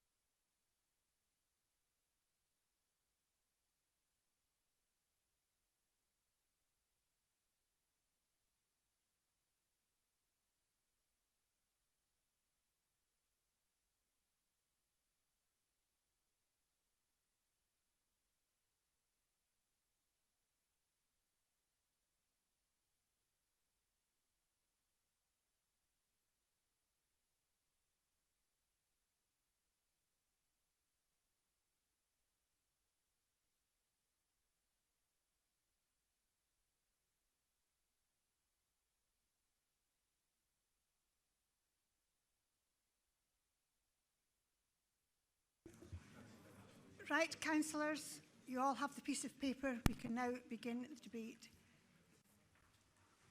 Any comments? Councillor McCall. Thank you, Deputy Provost. 1.5 billion. Let me say that again, 1.5 billion. That's the increase in funding from Westminster. But here we are in another year, another reduction in funding coming to councils from Holyrood. Local government democracy is squashed and squeezed to the point that we'll only be in the position to implement the will of the SNP government, as those are the proposals and policies that obtain funding and councils are financially forced to comply. Or put it another way, centralisation. Not out there centralisation, not loud and proud centralisation for all the people to see, but covert, behind the scenes, behind the back door. Councils are being forced into the position of increasing local taxation and taking massive cuts to services, restraining any local agenda and pushing it to the back of the priority list. Now, it's been mentioned today that the Conservative budget is pure and simply a political choice, as if any of the elected members in this room need reminding that this is a political choice. So then I choose to balance the services with sensible changes towards investment and revenue, rather than making changes that will see the best of our staff flocking to alternative councils. providing compulsory education that we can't get teachers for, or removing budgets from services that many of our vulnerable rely upon for a proposal that might even be 10 years out of date. It is imperative that alternative revenue streams are found, and then we will remove the burden on local taxpayer. So we need new ideas, unique concepts to funding, dynamic changes to our thought process, and innovative advancement into uncharted methods. We've got to look to our own assets, commercial assets, whatever they may be, to ensure a sensible cross-section of income, utilising their potential and reducing the effect of an ever-decreasing block grant on the services that we currently offer, the services we want to offer, and the services that residents of Perth and Kinross believe we should offer. This Conservative administration has understood the writing on the wall and is more than prepared for that challenge. I'm delighted to see funds set aside in this budget motion for a member of staff that will enable commercialisation of these assets to take us forward to that goal. I remember a previous leader of the SNP group mentioning the need for local government to move towards alternative income avenues, and I'm sure you would applaud this drive to do something more than just talk about it. The future of Perth and Kinross is driven and exciting, and is based on many factors of economic development coming together to build a new and vibrant area for our residents. The Perth and Kinross offer, that's been mentioned today, will revive the link with communities and businesses, allowing us to have a partnership approach to community services, allowing every area to enhance in their own unique and local way. As we, as Conservatives, know that businesses and jobs are vital chain in that link in that chain, with many shops and small businesses on our high streets struggling to expand and to diversify. So I'm also delighted that this budget sets aside £337,000 for an economic development package of rates relief to support investment and business expansion on vacant premises in our rural towns and in the city itself. It is a concern that the businesses and retail community have brought to us. We have listened to their worries and have come forward with a sensible approach to help small businesses all over the council area. Our high streets are changing and existing shopping practices are declining. Expecting shoppers to return to in-store purchases for the main bulk of their spending is unhelpful, and more than that, it's flawed. Businesses, by its very nature, have to look forward, to adapt, to change and to grow, and this rates relief package will help with this transition for many businesses over the whole of Perth and Kinross. We must change the way we offer our services, and we must change the reliance on the block grant funding. We have to do this first, with smooth any changes for the communities we serve and minimise the disruption to the people in them. And I believe this budget does exactly that, and I am delighted to support the motion. Can I just remind councillors that 5 minutes is the maximum time to talk. If you can do it in less than 5 minutes, that is really quite acceptable. Thank you. Councillor Hearn. Thank you very much, Deputy Provost, for giving me the opportunity to speak in favour of our imaginative budget that allows for investment in our communities. We, like all local authorities in Scotland, are having to put a budget through this year with massive reductions in services due to a huge reduction in funding from the Scottish Government. I would like to highlight 2 points. Firstly, our investment of £1 million towards the which matches the funding from the Scottish Government. I'm surprised there was no mention of this from any other group, especially the SNP, who made such a big deal about it last year. This hub already provides an opportunity for the community, and the investment we're putting forward will make the hub a much better facility for some of the most deprived residents in Perth and Kinross. Secondly, I would like to highlight the Safer Community funding and the SNP's proposal to take another £100,000 out of the budget, on top of the proposals already recommended by officers. This is going to have a detrimental impact on the ability to ensure our communities are safe. I therefore am happy to support the motion. Councillor McCall. Sorry. Thank you, Deputy Provost. Council, this SNP group successfully opposed the introduction of a central production unit for school meals in favour of school meals continuing to be cooked freshly on school premises, safeguarding jobs and ensuring fresh, nutritious meals are provided where children go to school. Reversing the CPU decision followed an SNP-led campaign that was hugely popular with widespread support from Perth and Kinross parents. But just as important as it is to have meals prepared freshly on school premises, it is equally important that school meals are affordable. While the uptake of school meals in our secondary schools is positive and generally trending upwards, which is very welcome, the trend in our primary schools is downwards. The SNP government has introduced several initiatives designed to give every child the best start in life and to reduce inequalities. One such initiative is the provision of free school meals for primary 1 to primary 3, introduced in January 2015. This ensures every child, for the first 3 years of their school life, has access to nutritionally balanced and healthy meals free of charge. Encouragingly, the uptake of free school meals in primary 1 to 3 is around 80%. But when school meals are chargeable, the uptake reduces quite dramatically, with the average uptake for primaries 4 to 7 reducing to 45%. P4 has the lowest uptake of all year groups of school meals. In 2016-17, the first full year of free school meal provision for primaries 1 to 3, and when school meals were priced at £2 per meal, the average uptake across the whole primary school estate was 69%. Since then, prices have increased to £2.10 in 2017-18 and the current price of £2.15 in 2018-19. As prices have increased, the average uptake across all primary years reduces, from a 69% average in 2016-17 to a projected average of only 59% in 2019-20. And although there may be other contributory factors from time to time, such as changes to nutritional standards and menu choices, there appears to be a direct link that increased school meal pricing contributes to a decrease in uptake in primary school meals. Therefore, any further increase in school meal prices, particularly for primary schools, can only be a regressive move. Councillors, there is ample research that suggests healthy nutrition improves children's cognitive function and measurable academic achievement. So it is incumbent on all of us to ensure school meals for our children are not only nutritious and healthy and freshly prepared locally, but also affordable. Deputy Provost, it is disappointing that the Tory administration has chosen to ignore all the evidence available to it and instead seeks to balance its budget by again increasing charges for school meals. Disappointingly, they are not alone in targeting school meals as a price increase as a revenue stream. And then, to compound the negative impact on increased pricing to those we should be supporting the most, our children, this Tory administration is seeking further savings of £450,000 from catering services, a measure also proposed by their erstwhile coalition partners in the Liberal Democrat group. Hankering back to an unpopular and unwelcome central production unit proposal shows a lack of respect for the views of the public and, frankly, a lack of imagination. In contrast, the SNP budget amendment recognises that the well-being of our young people is of the utmost importance. Therefore, we have accepted the officer recommendation not to implement the planned 2021 increase to primary school meals approved in the Council's budget last year. But we are going further than that.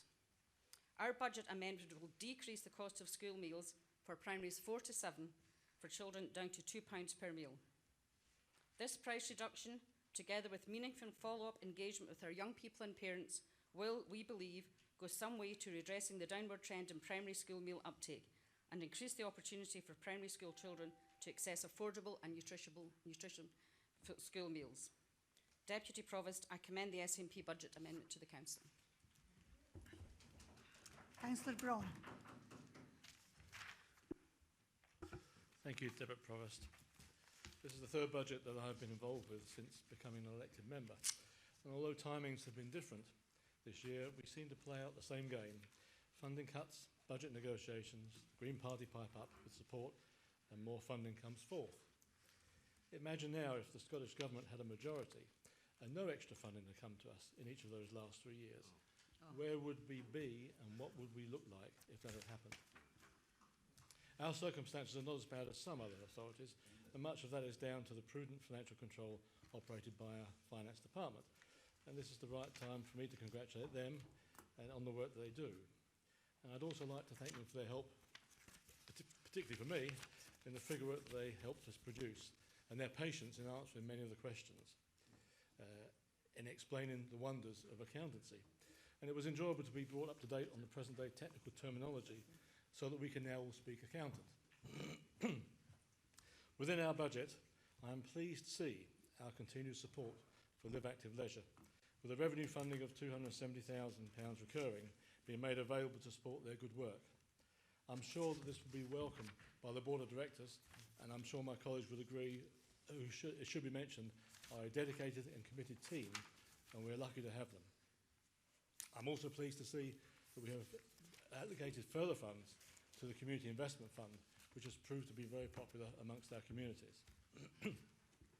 And finally, the £10,000 for first aid training in schools is important. Time and time again, we have seen how fast, on-the-spot response can often save a life. And there is no age restriction as to where that first response should come from. Deputy Provost, this has been the most challenging budget for all, and quite frankly, local authorities should not have to be treated this way, and nor should members of the public have to be left in fear that every year essential services are put under threat.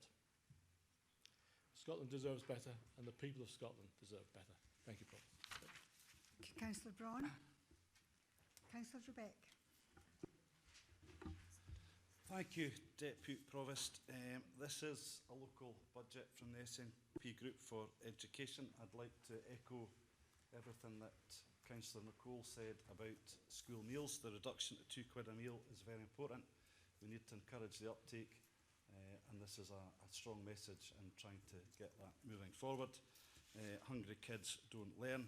And let's be very clear, this council voted against the centralised production unit, and it should remain dead and buried.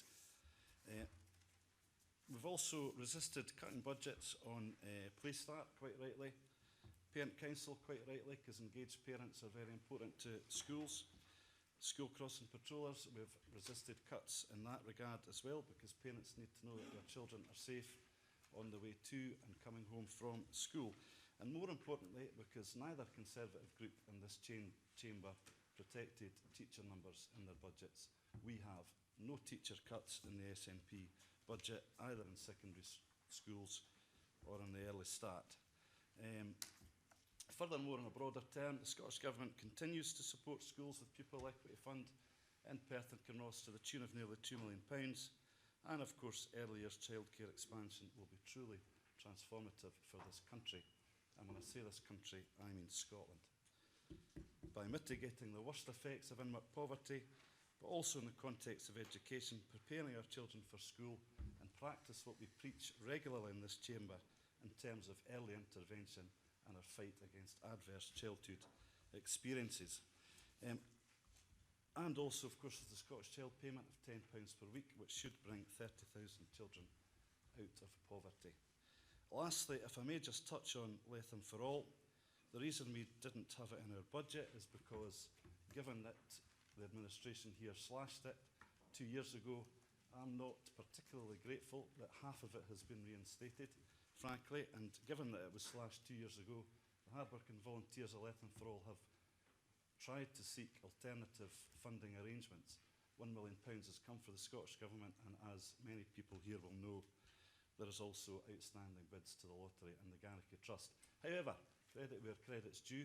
If those revenue streams fail, I'm delighted that all councillors in this chamber will now support the Latham Community Health and Wellbeing Hub, as we should have been doing for the last 2 or 3 years. I commend this budget to the chamber. Thank you. Councillor Duff. Thank you, Deputy Provost. With Scottish Government funding for local authorities continuing to amount to a real terms cut of almost 2% in our budget this year, and the ever-increasing amount of our finances which the Scottish Government insists in being ring-fenced for their political priorities, this continued erosion of our finances gives the Council very little room for manoeuvre in trying to deliver £5 million of savings and over £3 million in additional pressures in this budget, while still retaining the council services which the people of Perth and Kinross need and deserve. As we have heard, this is despite the fact that £1.5 billion dividend the Scottish Government received from the UK Government as a result of the block grant settlement this year, and that is before the UK budget has announced any further financial settlements next week. As a consequence of this situation, we will make further significant investment in resources to accelerate delivery of the Council's transformation and digitalisation strategies. The transformation strategy aims to further increase efficiencies, the redesign of our services, particularly in conjunction with our communities, wider partnership working and the greater use of technology to provide the level of service deserved by our residents and businesses. A digitalisation strategy will deliver increased access to our services online, reduce costs and free up resources to target our support towards those vulnerable members of our communities who have ever more complex needs. The strategy will also look at further ways to make our workforce more mobile and flexible, opportunities to cut down on travel and travel costs and reduce our carbon footprint. Our budget has accepted proposed savings in respect of teacher numbers, and we recognise the challenges this will bring, but it is important to note that this will bring us in line with the national average, and we will keep this under review. Other budgets have proposed a reduction in school meal costs, but this fails to recognise that the uptake is declining not due to the price of the meals, but because of the recent changes the Scottish Government made to the taste of meals and the range of meals on offer, as witnessed by the increased food waste appearing in our school dining rooms. Our budget includes a strategic review of catering aimed at making significant savings over the 3-year period. We have also proposed a sum of money to prevent any increase in school lets, helping our communities, and in particular our rural communities, to make better use of these facilities. Deputy Provost, I commend the Scottish Conservative and Unionist budget to the Chamber. Thank you very much. Councillor Donaldson. Thank you, Deputy Provost. In some ways this is becoming a bit predictable, and it's all the fault of the Scottish Government. It's the big, bad SNP, and it really is. Let me read this out to you. Budget row will have real consequences.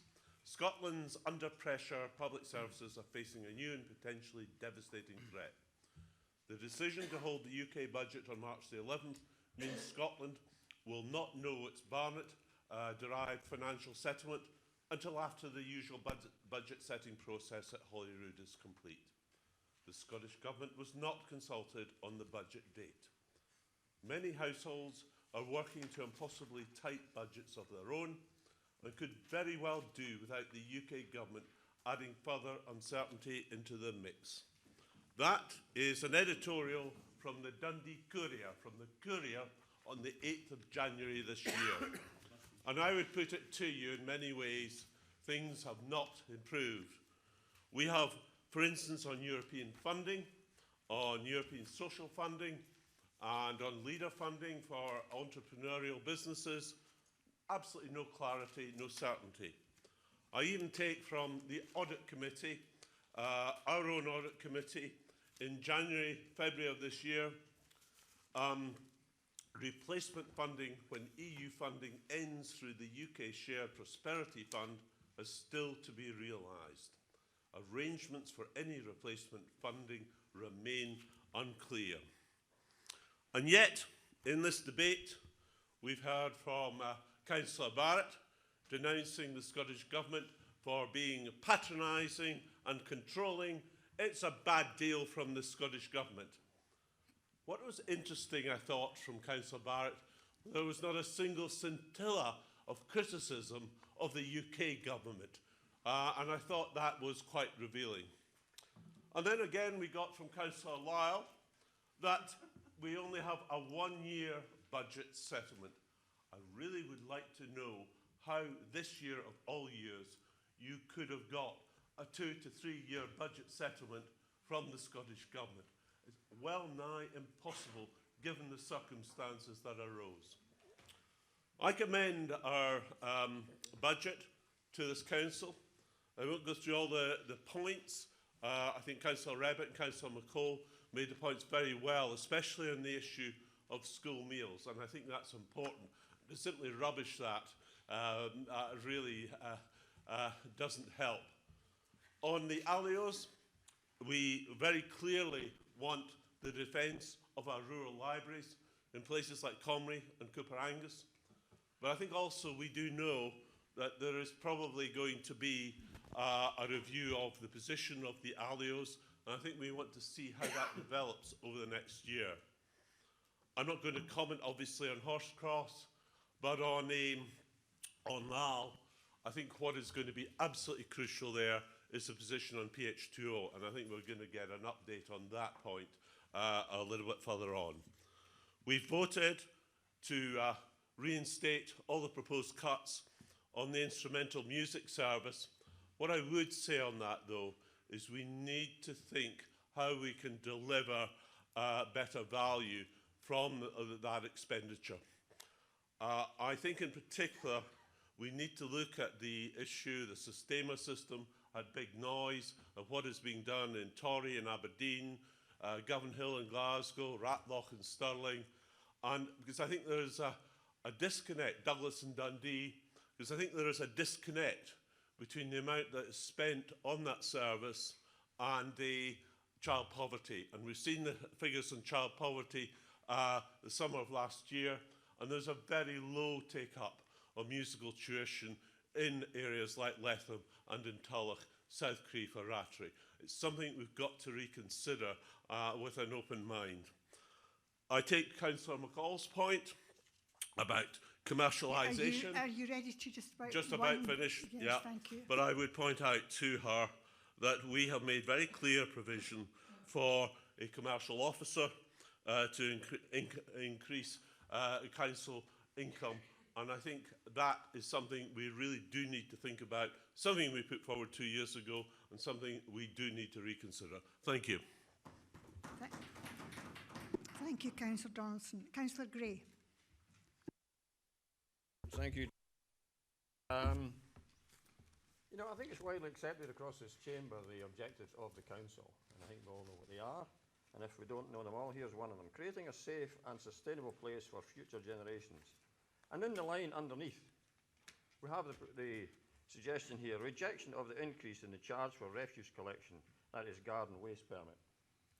And this is actually in the paper of both the motion and of the other Conservative paper, the amendment. This was the purple one. So we've got the blue one and the purple one, quite at odds with the rest of us, who do think that it is only fair, socially, to charge those who have large gardens, presumably, with a waste product which they would otherwise prefer to someone else to take it away from them, rather than use it for recycling within their own garden, perhaps as a hedgehog refuse, or to create fertiliser for their own garden. But no, the hypocrisy is abject hypocrisy. We will have someone take it away. I don't think it is socially acceptable, and I don't think it is good for the environment either. Thank you. Thank you, Councillor Gray. Councillor Illingworth. Thank you, Deputy Provost. Councillor Gray just mentioned the H word, hypocrisy. And Councillor Donaldson also mentioned the Barnett formula. He talks about the Barnett formula as if he's proud of it. But actually, he and his party want to abolish it. He wants to abolish the £1,962 per year that Scotland gets for every man, woman and child in this country. So I just thought I'd finish with that point. I'd also like to welcome the £335,000 commitment from the administration to support instrumental music services. From the age of 12 onwards, everyone in this room made decisions that follow us for the rest of our lives. Whether to drink, whether to smoke, or any number of other nefarious activities, or even vote SNP, who knows. What music, sport, and all the youth activities do is give young people the confidence, the resilience to make decisions like, I'm going to stick in at school, or I'm not going to do drugs, or I'm going to get help with that bully. Deputy Provost, I commend this budget. It is a sensible response to the £1.5 billion added Boris bonus that was given to the Scottish Government and that has not been transferred to this council. Thank you. Councillor Rand. Thank you, Deputy Provost. Before I start picking up on some of the comments made, Councillor McCall also mentioned the £1.5 billion and harps on about how bountiful the funding from Westminster is. Now, this is really puzzling, how local authorities in the rest of the UK are even worse state than the Scottish local authorities. So there seems to be a bit of something not quite right there. Also, Councillor Duff mentioned that the Scottish Government was very much focused on education and social services as the priorities of the SNP. Well, I'm fully supportive of that as far as I'm concerned. Also, an interesting thing that I have been privy to for a while is about our arts and the underfunding. And why this happens. Well, the greatest percentage of arts funding stays within London. Major venues, which cost an arm and a leg, by the way, to get tickets for, have never once been in a positive funding situation and receive large amounts of arts funding every year. So I think we've got to take on board that we have to work within what pittance we get from our UK government. That's the one, sir. Yes, that's the one that the money comes from. So let's get that right. Anyway, I commend the SNP budget. I welcome full reinstatement of the budget for parent councils. Parent councils are a vital component in the relationship between teachers, parents and pupil, and require all the financial support they can possibly get. Another issue is the strategic review of catering, which is newspeak for revisiting the central production unit. One of the most unpopular issues that I have experienced in this term as a councillor. I do not know any support in the public domain for this proposal. If this motion by the Tories is successful, with the increase they propose to be charging for the school meals, this will mean that you have a poorer offering on the plates, causing even more food waste, as was mentioned, occurring. I welcome Horsecross Arts receiving of £270,000 to reinforce the Horsecross Recovery Programme. I welcome this. I also welcome the retention of the IMS service to the tune of £500,000 over 2 years. However, we need to review both these services. We need to look at a more efficient way to deliver music tuition and also the Horsecross offer. Deputy Provost, I support the SNP amendment. Thank you. Thank you, Councillor Anderson. Councillor Shires. Thank you, Deputy Provost. I still think of myself as young, but this is the 13th year that I've participated in budget setting in Perth Kinross Council, and how things have changed. Every single year we're asked to do more with fewer resources. We owe a massive thanks to our officers who continue to work with us councillors to look for creative ways to meet the increasing demands of our residents, communities and businesses. Yet this year it could have been different. This year, and I make no apology for repeating this, the SNP at Holyrood have an increased £1.5 billion that they could have chosen to spend on local government. And yet, despite their predictable deal with the Greens, they leave us facing funding challenges. I'm very proud to be convener of lifelong learning in this council, and we continue to strive to deliver excellence in education right across Perth and Kinross. Our ongoing investment in the school estate, our commitment to digital learning, our commitment to parent councils, and our support to ensure that head teachers have the right resources, and I would throw this one right back at the SNP, especially the supply budget that means that they can actually have teachers in classrooms, are all included within our budget. We have rejected any reduction in school crossing patrollers where there is no safe alternative provision. We have honoured our promise not to increase charges for the IMS, but I do agree with SNP colleagues that we need to take a longer term view on this and work with parents, tutors and those with an interest in this service to plan how we might deliver this service in a manner which allows our young people to develop musical talent and build on the resources that this administration has already committed to promoting wider access, including the development of a Perth and Kinross Schools Pipes and Drums instruction, which is well underway. Being more parochial for a moment, I'm delighted that we're continuing to develop our partnership with our amazing Bloom groups. In Blairgowrie and Rattray, I see the benefit in the environment and in the health and well-being and the friendships these groups promote in our communities. They ensure that our communities thrive in all ways. Finally, potholes and the condition of our roads. I'm not a big Twitter follower, but a couple of weeks ago I watched an exchange between our MP, Mr Pete Wishart, and people from all across Scotland, where Mr Wishart complained about the state of the roads in Perth and Kinross, and then had a barrage of comments from people with SNP logos on their feed, or Yes supporters talking about the roads in Glasgow, Edinburgh, Inverness, all over the country. We've put our money where our mouths are, and we're investing heavily in repairing the roads right across Perth and Kinross. Be interesting to see if other local authorities are doing the same. And on the school meals, we need to really get our heads around this. I would invite all of the SNP councillors in this chamber to come to one of our local schools, sit down with the children and have lunch and watch the waste that gets thrown away. They do not like the new menus. Our school dinner ladies are great. They do a really, really good job, but the reality is that there is so much food getting thrown out because they do not like the menus, and that is why we've committed to a wholesale review of the school meal provision in this council, and that is something I make absolutely no apology for doing. Yes, I take Councillor Rebeck's comments about hungry children not learning, and that is exactly what we want to address. Thank you, Deputy Provost. Thank you, Councillor Shires. Councillor James. Thanks very much, Deputy Provost. My colleague just pinched one of the things I was actually going to talk about.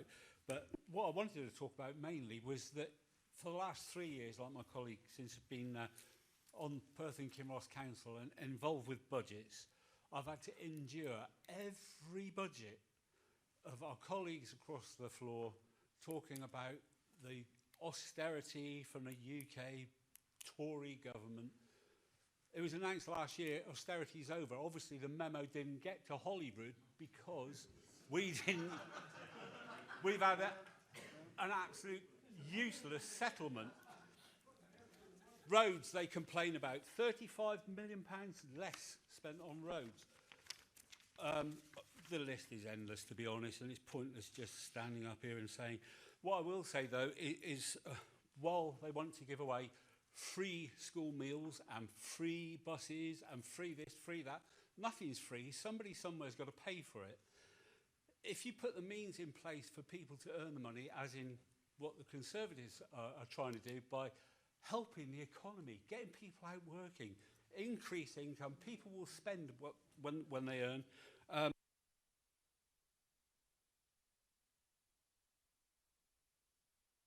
Recommend a Conservative budget to this council, and I will certainly be voting for it. Thank you. Thank you.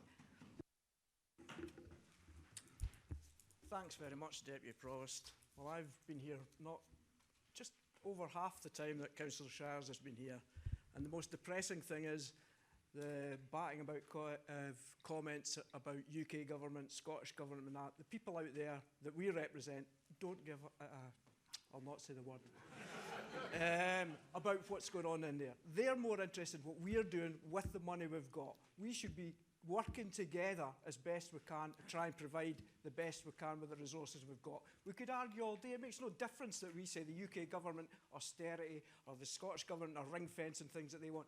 We have to deal with what we've got in front of us, and we should be working together to sort it out. All this nonsense, standing up and talking about the millions on roads and things like that, about people wishing the potholes. When you came to power, you said, the first thing you said, you were going to eradicate potholes in Perth and Kinross. They were going away. The SNP had made such a mess of the roads. Now, that was a silly thing to say because it can never be done. You'll never get rid of every pothole. So why make a promise that you couldn't keep? The potholes are there. They'll be the same if we were in charge. There'd still be potholes. We'll try and do our best with them. Moving further down the list, I will just now go on our budget. I'll not talk about anybody else's. I'm really pleased that we're bringing the primary school meals down. I found it strange, maybe I read into it the wrong way, that the way that Councillor Shires and Councillor Duff were talking, that we should just give unhealthy food because people might like it. You know, we shouldn't try and make changes to the menu. We just keep giving salt and sugar, and that way the kids will eat them. So that's all great. No, I don't think so. I think we should be, Tayside contracts should be working within the parameters they've got to provide meals that the children want. And to say that taking the price down by 15 pence won't help because the menu isn't suitable, I don't accept. I think this is a good move. And I'm sure that if he thinks about it, Councillor Duff will probably agree. We're funding to increase commercial activity and income maximisation, and hopefully the potential of a P&KC lottery. I hope that other groups might look into that as well, if they're still in charge. I think it's a sensible option, is to try and help the council as a whole. Unfortunately, we have to keep supporting food banks across Perth and Kinross, and we're doubling up the money. Now, I can stand and say it's the UK government's fault. I'm not going to say that. I'm saying that there's a need there. We as a council should be filling that gap, whoever's to blame for it. Also, we're supporting the Eat Well, Live Well initiative. Again, that's to take food that's excess food from shops. Instead of throwing it away, we try and pass it on to people who need it. Again, that's something we as a council, everybody should be getting behind. Going on to our ALIOs, I think across the chamber, we've all done something good for the ALIOs. Recurring funding, I'm glad to see we put in for 1 year to see how it moved on. I think that's fantastic. The ALIOs are so important. They punch above their weight. We had to put money back into Horsecross. We don't want to set them off on a bad foot. We want to set them off on a foot to give them a fighting chance. And I think everybody within this chamber has done that. Councillor Laying, the clock is ticking. Okay. I'm glad. Or I would still be here. Thanks for the interruption. I was just in full flow there. I was going to go on to Live Active Leisure, which is close to my heart. Another great business that benefits everybody from all abilities, all ages. And then to CPK, the extra funded put in so as we can keep rural libraries open. It's not just for the taking out of books. In my local library in Dunkeld, the usage for computer operation up there is fantastic because a lot of the areas aren't very up to date with computer. We'll not go into that. That's another one where they don't think you should really start another topic. And then we'll blame you. Yeah.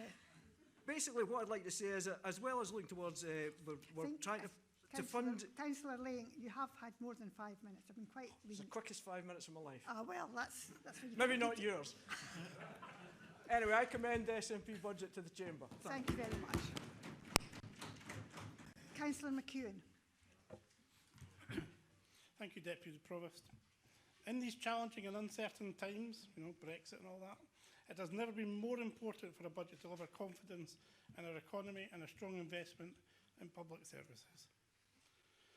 I read the SPICE report from the Holyrood, which talked about the local government funded, and there's a paragraph in there, which I've not written down, I'm not going to read it out, but basically I'll paraphrase, and it talks about how political groups and organisations will take the figures of the Scottish budget and they will twist and turn them for their own goods. And in our paper here, we will try our best to make the figures transparent so people can take from them.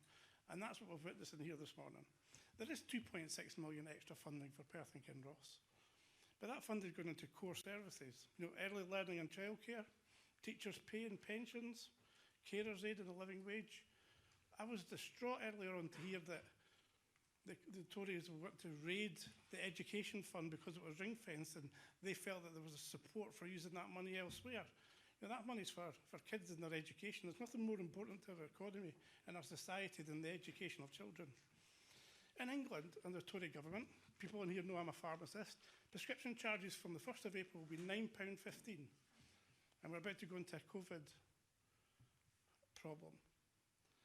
People with chronic conditions and COVID will have a higher mortality, i.e. they're more likely to die. People paying for the prescriptions or choosing not to pay for them will be putting their own health and their own life at risk. Councillor McEwen, that is English contest. We've been already told today we're talking about what affects people here in Perth and Kinross Council, so will you please try and stick to the budget? Thank you. The council tax in England is 40% per month higher for an average Band D prop. Surely council tax is something that's, something that's to do with us here in the council. Prescription fees. You only have 5 minutes, so it would be much better for us all if you speak to what's relevant to Perth and Kinross. SNP budgets, nationally and locally. Excuse me, I'm in the chair, and I don't think that remark you made was actually very appropriate. Well, I apologise if you didn't think that was appropriate. Thank you. As part of our climate emergency initiatives, we will introduce free parking for those with electric vehicles. And there is funding for cycling, walking and safer streets. Investment in low-carbon infrastructure is necessary if we're to transition to a net zero economy that is in a fair and just way. Both revenue and capital investment to support the expansion and funding of early learning and childcare, People Equity Fund, work to close the attainment gap, and the introduction of Scottish Child Payment, the SNP are helping children in Perth Kinross out of poverty, and we see budgets giving every child the best start in life, one of our policies within the government. Those on the Lifelong Learning Committee will be aware of my passion for reducing the cost of the school day. From the school uniform things I set up during the summer, and have been continued by volunteers within the community. Reducing the cost of the school meals by £3 a month in our budget is more than welcome. I then read others' budgets and find out actually the price is going to go up by £1 a month. So that's actually relatively a £4 saving now if you back the SNP budget.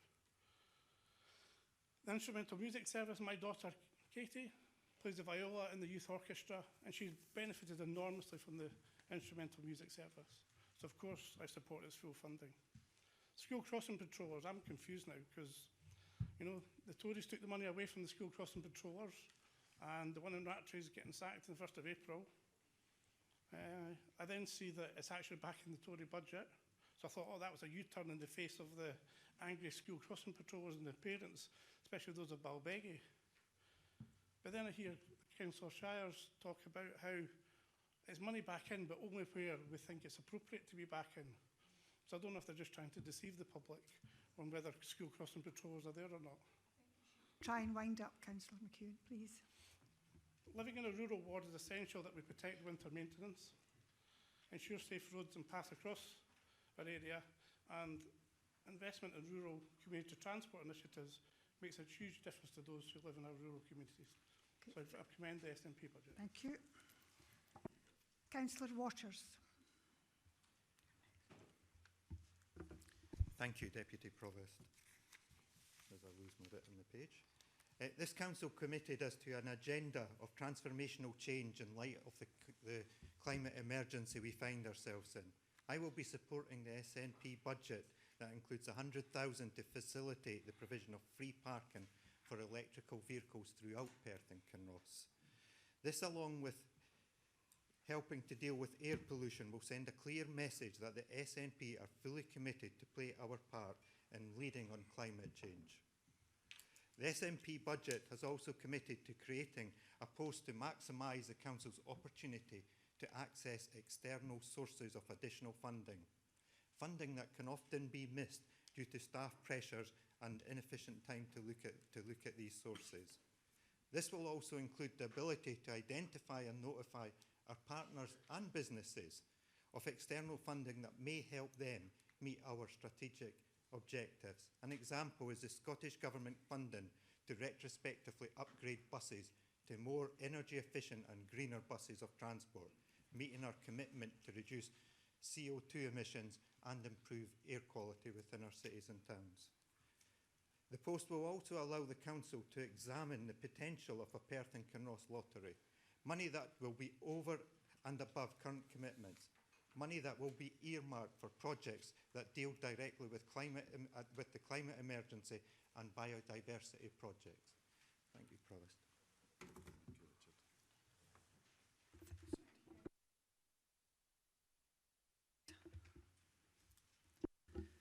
Thank you, Deputy Provost. I'm absolutely delighted that Councillor Lang has just rattled off a whole list of things that are in our budget. He clearly likes it so much, I'm absolutely certain he's just about to vote for it. And I would also like to pick up on something that we've just heard where I just want to clarify what my colleague Councillor Shire says in regard to school crossing patrollers. What she said was, and I quote, "We have rejected any reduction in school crossing patrollers where there is no safe alternative provision." I just want to get that on the record. So, Deputy Provost, with an extra £1.5 billion Boris bonus coming to Scotland from the UK government, there's absolutely no need for us to be taking these extra savings. Sadly, this extra money is used for the SNP's own political agenda, and as a result, they have abandoned local democracy. In addition to that money from the UK, let's look at some wasted money. 100 million wasted on ferries that lie rusting in a dock. 170 million on an IT system. Point order, Provost. Provost, Deputy Provost. You can't, I have to say, if you like, let me say this. Earlier in the day, the Provost cut down Councillor Barnacle when he was making a valid point about Kinross. You came in and cut down when we were talking about something that does not affect this paper, about wasted money from the Scottish Government. You've got to be even-handed, that's all I'm asking. I was just about to say to Councillor, we kindly stick to the Perth Kinross. Thank you. That's the way you do things. Thank you, Deputy Provost. I apologise for that. I'm delighted that Councillor Ling pointed out the wasted government from the money from the Scottish Government. Anyway, those figures I was about to get to add up to 300 million, and the Councillor Ling. Well, are you allowing that? You're allowing that, not asking him to retract it. Is that what you're saying? Please sit Deputy down. Provost, happy to retract the comment if that makes life easier for everyone. Just keep calm. Thank you, Deputy Provost. I was about to talk about some extra money that we could have had, but I will move on. Councillor McCalls and Anderson spoke passionately about the CPU. They referenced Mr Duggan's campaign to overturn that plan. Mr Duggan went off to represent the people of Angus, an area who have wholeheartedly adopted the benefits of the CPU. Councillor Donaldson moaned predictably about the delay to the UK Government budget, yet the Welsh Government set their budget last year. This leads me to suspect the fault lies with the SNP. Councillor Forbes, you try and stick to Perth and Kinross issues. I know it's very difficult. We want to talk. Thank you, Deputy Provost. Okay, I apologise, Deputy Provost. Let's hope you don't make me sit down again. Deputy Provost, we've set council tax at 4%. This was not an easy decision. We didn't want to do that. We'd rather not be setting a council tax budget at all, but there we are. We're in that situation. In our budget, I'm pleased that we have managed to save rural public toilets from closure, recognising our commitment to the rural economy. We all know that this savings proposal will come back again next year, so we will begin discussions with communities about them taking over the running of these facilities. We've protected rural recycling centres in line with our green agenda, recognising the climate emergency announced by both governments. Deputy Provost, I'm also delighted that we can reject all winter maintenance savings to keep our roads open, our communities connected, unlike the SNB budget, who will take a huge chunk of this. This will result in our citizens not being able to go about their business. Councillor Sarwar said the SNP were a party that listened to its communities. I don't know what community she's listening to, because they've completely abandoned roads maintenance, similar to the way their masters in Holyrood have abandoned local democracy. Therefore, I'm particularly delighted that, unlike the SNP, we can invest £3 million in our road network.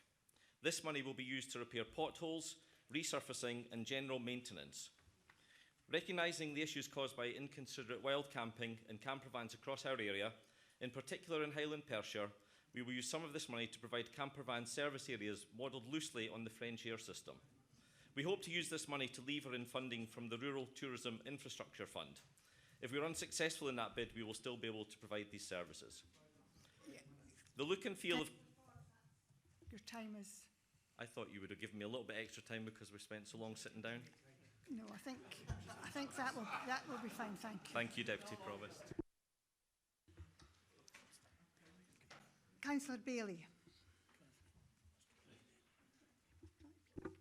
Thank you, Deputy Provost. I'm proud to support this Labour and Independent budget, which is a budget with fairness and equality at its heart. Perthshire Women's Aid was in the headlines only last month. This budget provides £60,000 over the coming 3 years to help that organisation.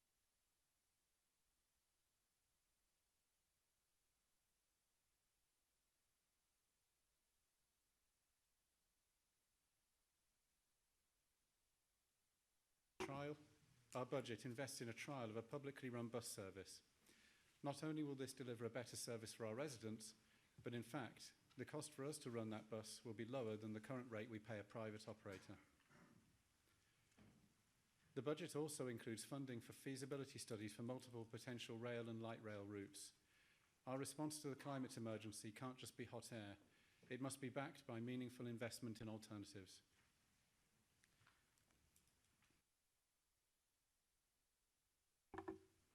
I'll make just a few observations. If passed, this so-called Conservative budget will mean that council tax in this area will have increased by 20.5% over their 5 years in office. I'm not a fan of conservatism any more than I am of council tax, a regressive tax that hits the poorest hardest. However, I am a fan of local democracy, and I worry that the Conservative voters will feel they're getting very, very poor value for money from this administration. It's also the most interventionist of Conservative budgets, raiding the reserves to the tune of 1.3 million and then handing $1/3 to business owners. I'm disappointed to see the reintroduction of the rejected central kitchen proposal for school meals lurking in the later years of both the Conservative and Liberal budgets. This chamber clearly voted against that only last September, and there is nothing here to tell us how this new proposal will be any more palatable for our children and parents. Thank you, Deputy Provost. Thank you very much. And apologies to Councillor Drysdale. I missed you out. Councillor Drysdale followed by Councillor Wilson, and that will be the last speaker. Thank you. Thank you, Deputy Provost, and I'm pleased to confirm that I will talk exclusively about Perth Kinross, and it will be less than 5 minutes. It was crystal clear today that the Scottish Conservative and Unionist councillors are anything but united in their budget proposals, and I don't just mean Councillors Purvis and Stewart. However, Councillor Purvis shone a bright light on the huge rift that exists among the Tories in this chamber, all of whom stood for election in 2017 in the same manifesto and council tax promise. Councillor Purvis wants to reintroduce Latin in our schools, a laudable aim. Well, all I would say is quaderat demonstrandum. That is, Conservatives in Perth Kinross are indeed a party in chaos. Deputy Provost, I wanted to further emphasise the SNP's green credentials and our commitment to the health and well-being of our citizens.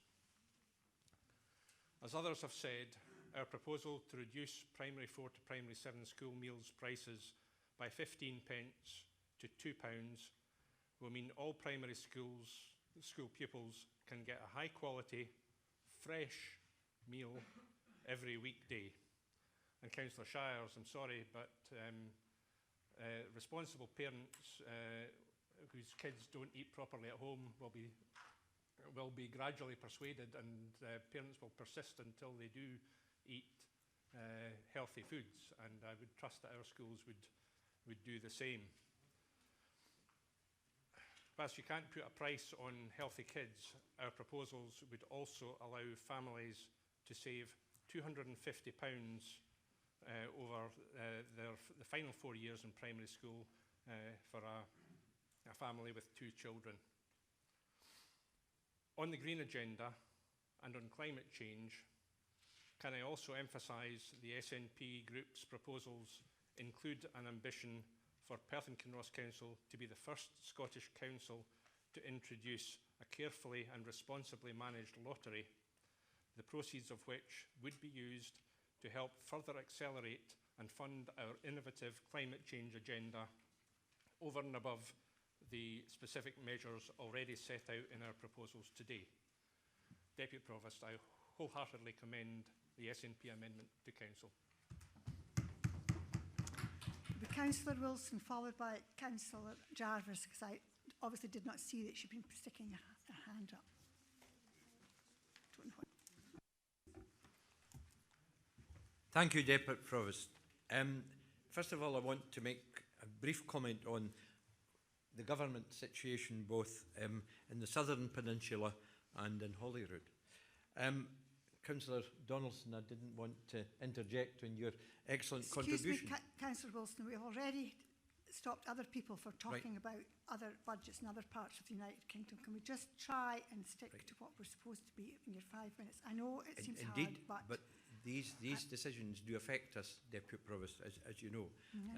Unfortunate timing of the UK budget and also the effects that the Holyrood budget have had on this. And I quote in our report, if I may, on page 15 in para 613 of the report prepared by our officers, the drop in PKSA funding is between 1.5% and 2%. That's a simple fact outlined in the report. In my opinion, the Greens blinked too soon, and Perth Kinross deserves better. I've got that off my chest. I will now proceed. If we look at it, and until this debate started, there's a degree of commonality between the Tory, the SNP and the Lib Dem budgets. bits of that have flaked away during the debate, and the debate is interesting and informative in how we might take things forward, Deputy Provost. And obviously, the production of school meals is a major one. I just want to report that on the day we did the sampling, Dave Dugan, myself and Caroline Shires, and I think John Ribbick was there as well, couldn't tell the difference between the freshly prepared food and the frozen meal. That's just a simple fact. What I find I'm in total rejection of is the Independent Labour Group proposals and also Councillor Purvis' amendment for slashing council budgets by about 3.5%.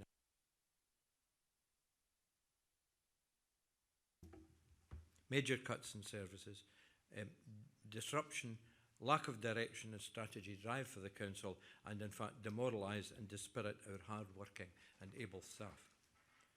I've been accused many times of being a tax and spend liberal. I don't mind that description at all. But I think on this occasion, perhaps tax and defend liberal would be more important. Defending kids for the right to a good education. Defending minorities against abuse. Defending poor folk against the worst effects of austerity. And defending the disabled rights to accessibility. Our Lib Dem amendment provides support for libraries that in an innovative world in the future might be running post offices or co-running post offices as well as libraries. Helps supports LAL and all the support facilities that it provides on a daily basis. Helps develop our food bank. And it's a shame, Deputy Provost, that we're even talking about helping develop a food bank. But the reality is it's needed every day, every week, every month in Perth and Kinross, as well as many other places within Scotland. We want to set our sights on the regeneration of the city centre, which is essential for our local economy. And we want to establish one-stop learning shop to help reduce male reoffending following the success of the Owls project. If we're really wanting to change things, it's projects like that that can create a better future for the people who unfortunately have landed in that situation, sometimes through fault of their own and sometimes through no fault of their own, to their families and to their children and to society in general. Unfortunately, developing these excellent services doesn't get a payback because we're saving the country hundreds of thousands of pounds later on.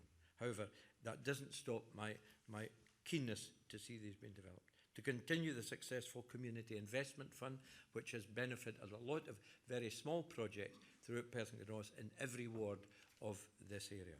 And to help protect people on low incomes against the contributions policy that will, and increases that will make it even harder for them. Deputy Provost, I commend the Lib Dem budget and thank you for listening. Councillor Jarvis. Thank you, Deputy Provost. There's been a lot of comment about we should be spending more money on this, that and the next thing, and I just have a short message for anyone who has said that if we had proper settlement, we could spend a lot more money. But we've been the victim this year of a grubby deal between the Greens and the SNP, and the collusion of the Greens propping up the SNP for their budget. Excuse me.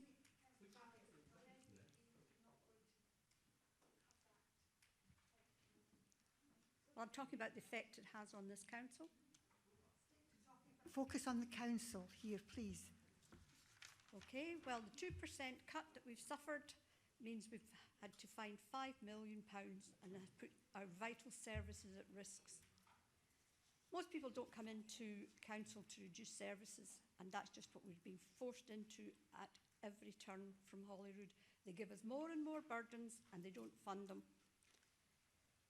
And we now are seeing that there's some 400,000 people being pulled into the tax system in Scotland thanks to Kate Ford's proposals. I haven't worked out that as how many people in Perth and Kinross, but there will be a lot of them.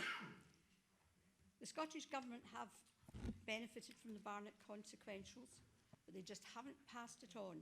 As I say, it's cost us £5 million this year. And we've also looked at councils who have... Provost, I'm sorry, I'm having difficulty hearing the speaker because of Councillor Laing's constant chattering. Just please all be respectful of each other in the chambers, if you don't mind. And Councillor Jarvis, please try and keep to Perth and Kinross part of it. I've had to close down other people, so I've been seeking advice. So. Okay, well, we hear a lot about period poverty, food and heat poverty, but we never hear anything about council tax poverty, as people in Perth and Kinross are struggling to keep their own homes, or even struggling to pay for the houses that they rent from the council in the face of the rises that we have been forced to put on them. And these rises, I don't need to point out to anybody, are higher than wage and pension rises. And this has been forced upon us by the budget coming out of Holyrood. They talk about fairness, but they don't offer it. Anyway, I will conclude by saying that Strathty has benefited by the Bankfoot Recycling Centre staying open this year, and also the council-provided toilets in Dunkeld. I wouldn't like to be any of the comfort properties in Dunkeld trying to cope with a couple of buses arriving all at the one time. So this is very welcome. And I'll be looking for the money to be spent on Stewart Road as soon as possible. I shall be speaking very nicely to the convener of Environment and Infrastructure, but I'm warning him now that if that doesn't work, my tactics will be changing, because that's high on my priorities. So thank you.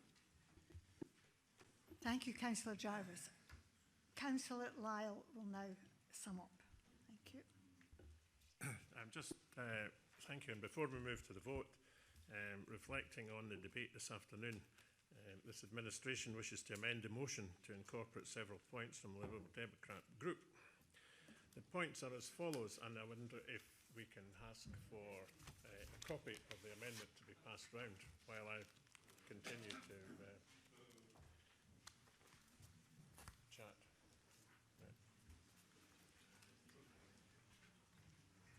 The main points in the amendment are as follows. The cost of borrowing to provide 15 new pedestrian crossings, the cost of borrowing to invest in gypsy traveller sites, the increase in garden waste charge, community food initiatives, the Men's Learning Scheme, Community Investment Fund, funding to minimise potential impact of changes to the working age thresholds, and an extension to the Food Bank funding scheme. This will be funded by adjusting the council tax rate to 4.28% and a small contribution from reserves in each of the following 3 years.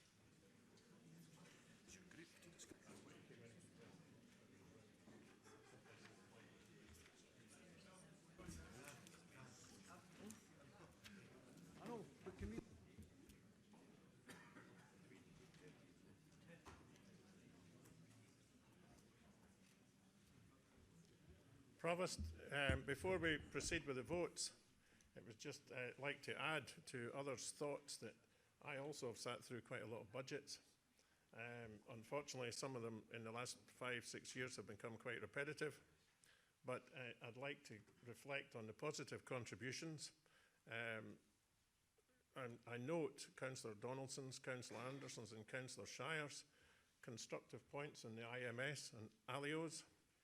And I think these are things that across this chamber we have supported, and I'm aware that as far as IMS is concerned, there is a commonality in our view as to the future, that there needs to be other opportunities looked at. I'd also like to highlight the sort of across the chamber support that we have for our ALIOs, because I think these are vital to the future of Perth and Kinross, and I welcome that support. Following that, I really have nothing to say on the more negative side of all the comments from both sides of the chamber, and I'm happy to move to the vote. Can I ask Councillor Reid if you're happy to accept the amendment to this motion? Very happy. Thank you. Laying. Provost, are we allowed to discuss the fact that the Conservatives are putting the council tax rate up to 4.28%, or we're not allowed to discuss that? We have actually we have concluded the debate, so there'll be no other opportunity to debate. So we can now, Councillor Waters. Sorry, Deputy Provost, just a point of order on the amendment to the amendment from the Tory party. We seem to have two columns with 21-22 and one column with 22-23. Is there a reason behind that?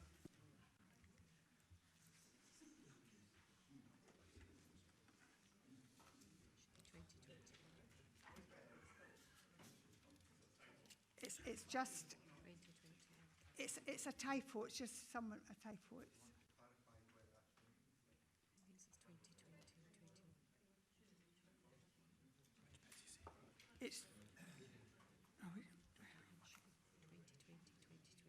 It should be 2020, 2021 in the first one. Just a mistake. You're very observant. I think we are ready to go to the vote. I will now ask Scott to go through the details. Thank you, Deputy Provost. Councillors, we're dealing with item 3 on the agenda, report by Head of Finance on the revenue budget 2020-21, 21-22 and 22-23. We have a motion by Councillor Lyle, seconded by Councillor Reid, that was circulated on blue paper, with the further revisions to it that have just been circulated to you just now. We have a first amendment from Councillor Sarwar, seconded by Councillor Parrott on yellow paper, with the additional revisions that were circulated at the start of the debate. We have a second amendment from Councillor McDade, seconded by Councillor Brock, that was circulated on peach colour paper. We have a third amendment from Councillor Barrett, seconded by Councillor Simpson, on green paper. And we have a fourth amendment by Councillor Purvis, seconded by Councillor Barnacle, on lilac coloured paper. In terms of standing orders, the fourth amendment will be put against the third amendment. So can I first of all ask councillors to indicate whether they're voting for the fourth amendment by Councillor Purvis or the third amendment by Councillor Barrett? Councillor Ahern. Abstain. Councillor Anderson. Abstain. Councillor Bailey. Abstain. Councillor Baird. Abstain. Councillor Barnacle. Fourth amendment. Councillor Barrett. Third amendment. Councillor Braun. Abstain. Councillor Brock. Councillor Audrey Coates. Abstain. Councillor Harry Coates. Abstain. Councillor Donaldson. Abstain. Councillor Drysdale. Abstain. Councillor Duff. Abstain. Councillor Forbes. Abstain. Councillor Gray. Abstain. Councillor Illingworth. Abstain. Councillor James. Abstain. Councillor Jarvis. Councillor Lang. Councillor Lyle. Councillor McCall. Abstain. Councillor McCall. Councillor McDade. The fourth amendment. Councillor McEwen. Abstain. Provost. Abstain. Councillor Parrott. Abstain. Councillor Pover. Councillor Purvis. Amendment 4. Councillor Rebeck. Abstain. Councillor Reid. Abstain. Councillor Sarwar. Councillor Shires. Councillor Simpson. Third amendment. Councillor Waters. Abstain. Councillor Williamson. Councillor Wilson. Third amendment. I have four votes for the fourth amendment, 3 votes for the third amendment, and 29 abstentions. So the fourth amendment is therefore carried. The fourth amendment now becomes the third amendment. So the vote is now between the amendment for Councillor Purvis, which is the third amendment, and The Second Amendment, for which is from Councillor McDade. Councillor Ahern. Abstain. Councillor Anderson. Abstain. Councillor Bailey. Second Amendment. Councillor Baird. Abstain. Councillor Barnacle. Second Amendment. Councillor Barrett. Abstain. Councillor Braun.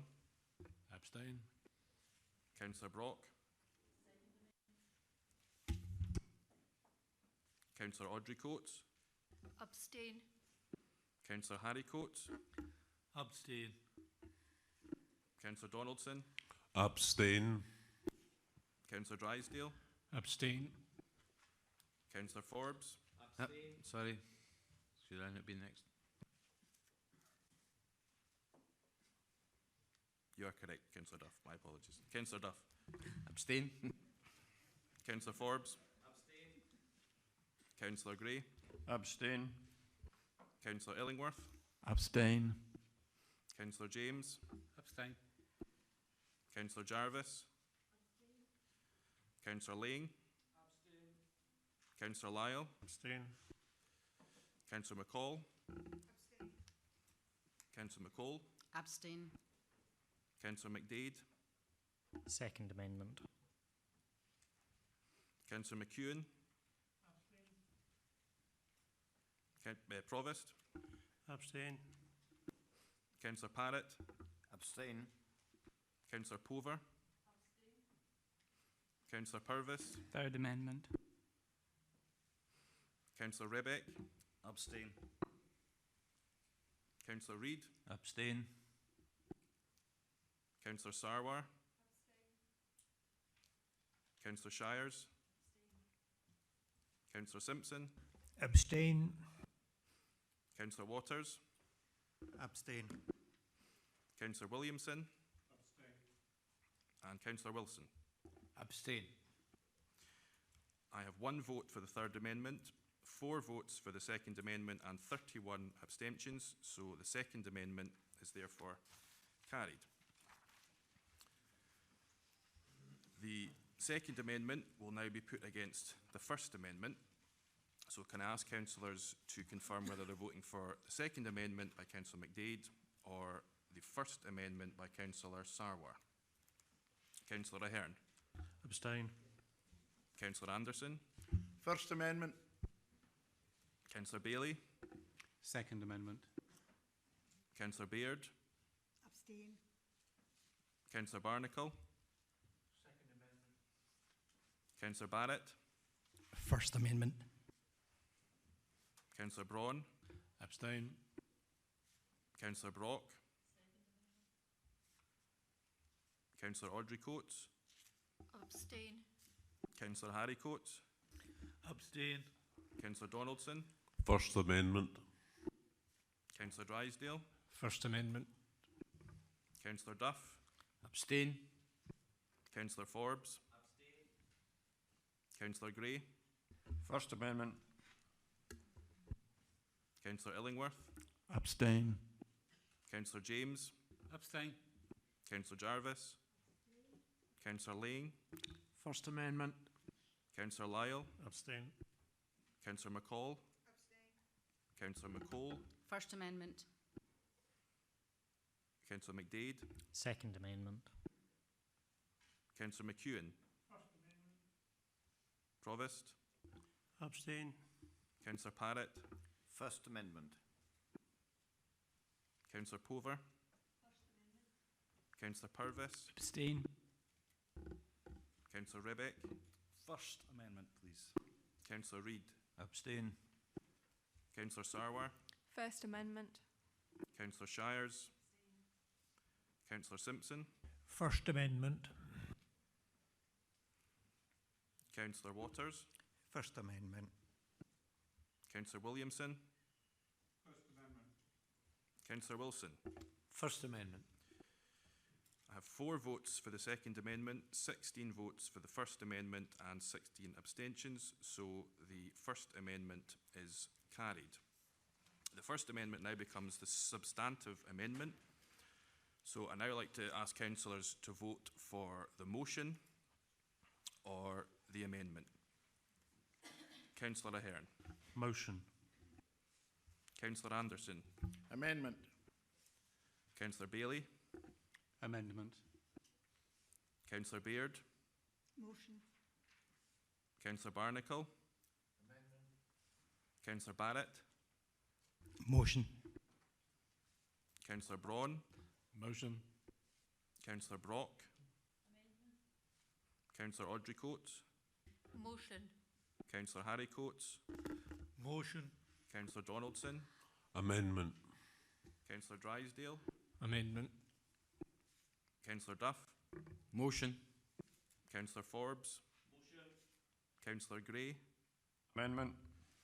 Councillor Illingworth. Motion. Councillor James. Motion. Councillor Jarvis. Councillor Lang. Amendment. Councillor Lyle. Councillor McCall. Motion. Councillor McCall. Amendment. Councillor McDade. Amendment. Councillor McEwen. Provost. Motion. Councillor Parrott. Amendment. Councillor Pover. Councillor Purvis. Abstain. Councillor Rebeck. Amendment. Councillor Reid. Motion. Councillor Sarwar. Amendment. Councillor Shires. Councillor Simpson. Motion. Councillor Waters. Amendment. Councillor Williamson. Amendment. Councillor Wilson. Motion. Provost, I have 18 votes for the motion and 17 votes for the amendment, so the motion is carried.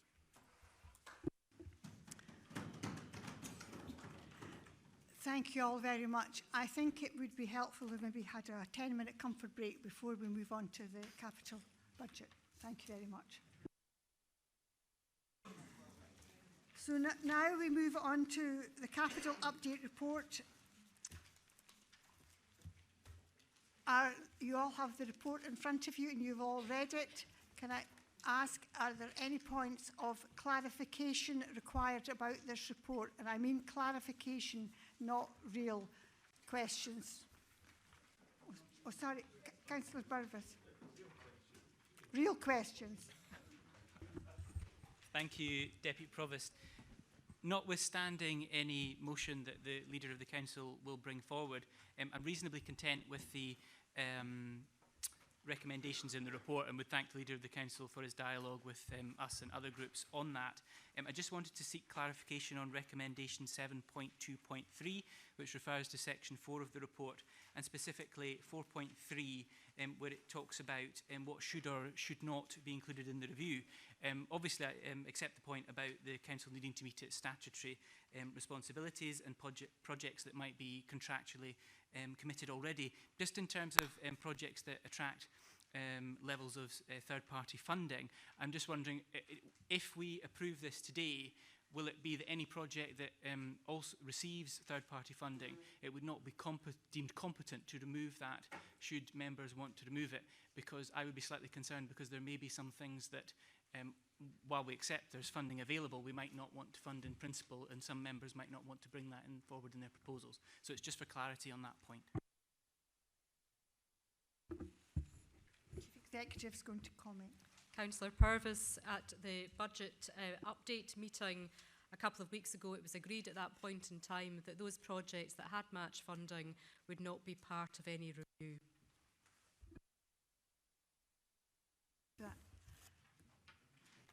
Councillor Lyle. Sorry, I don't think that is exactly what Councillor Purvis was. My understanding his question was maybe slightly different, and I'm sure your interpretation will be correct and mine will be wrong, but I think he was asking there that if not to disregard what you stated or what was stated, and I think it was if there was new proposals came forward. Was that what it was? From any proposals came forward, would they be ruled out as incompetent? Is that what? I think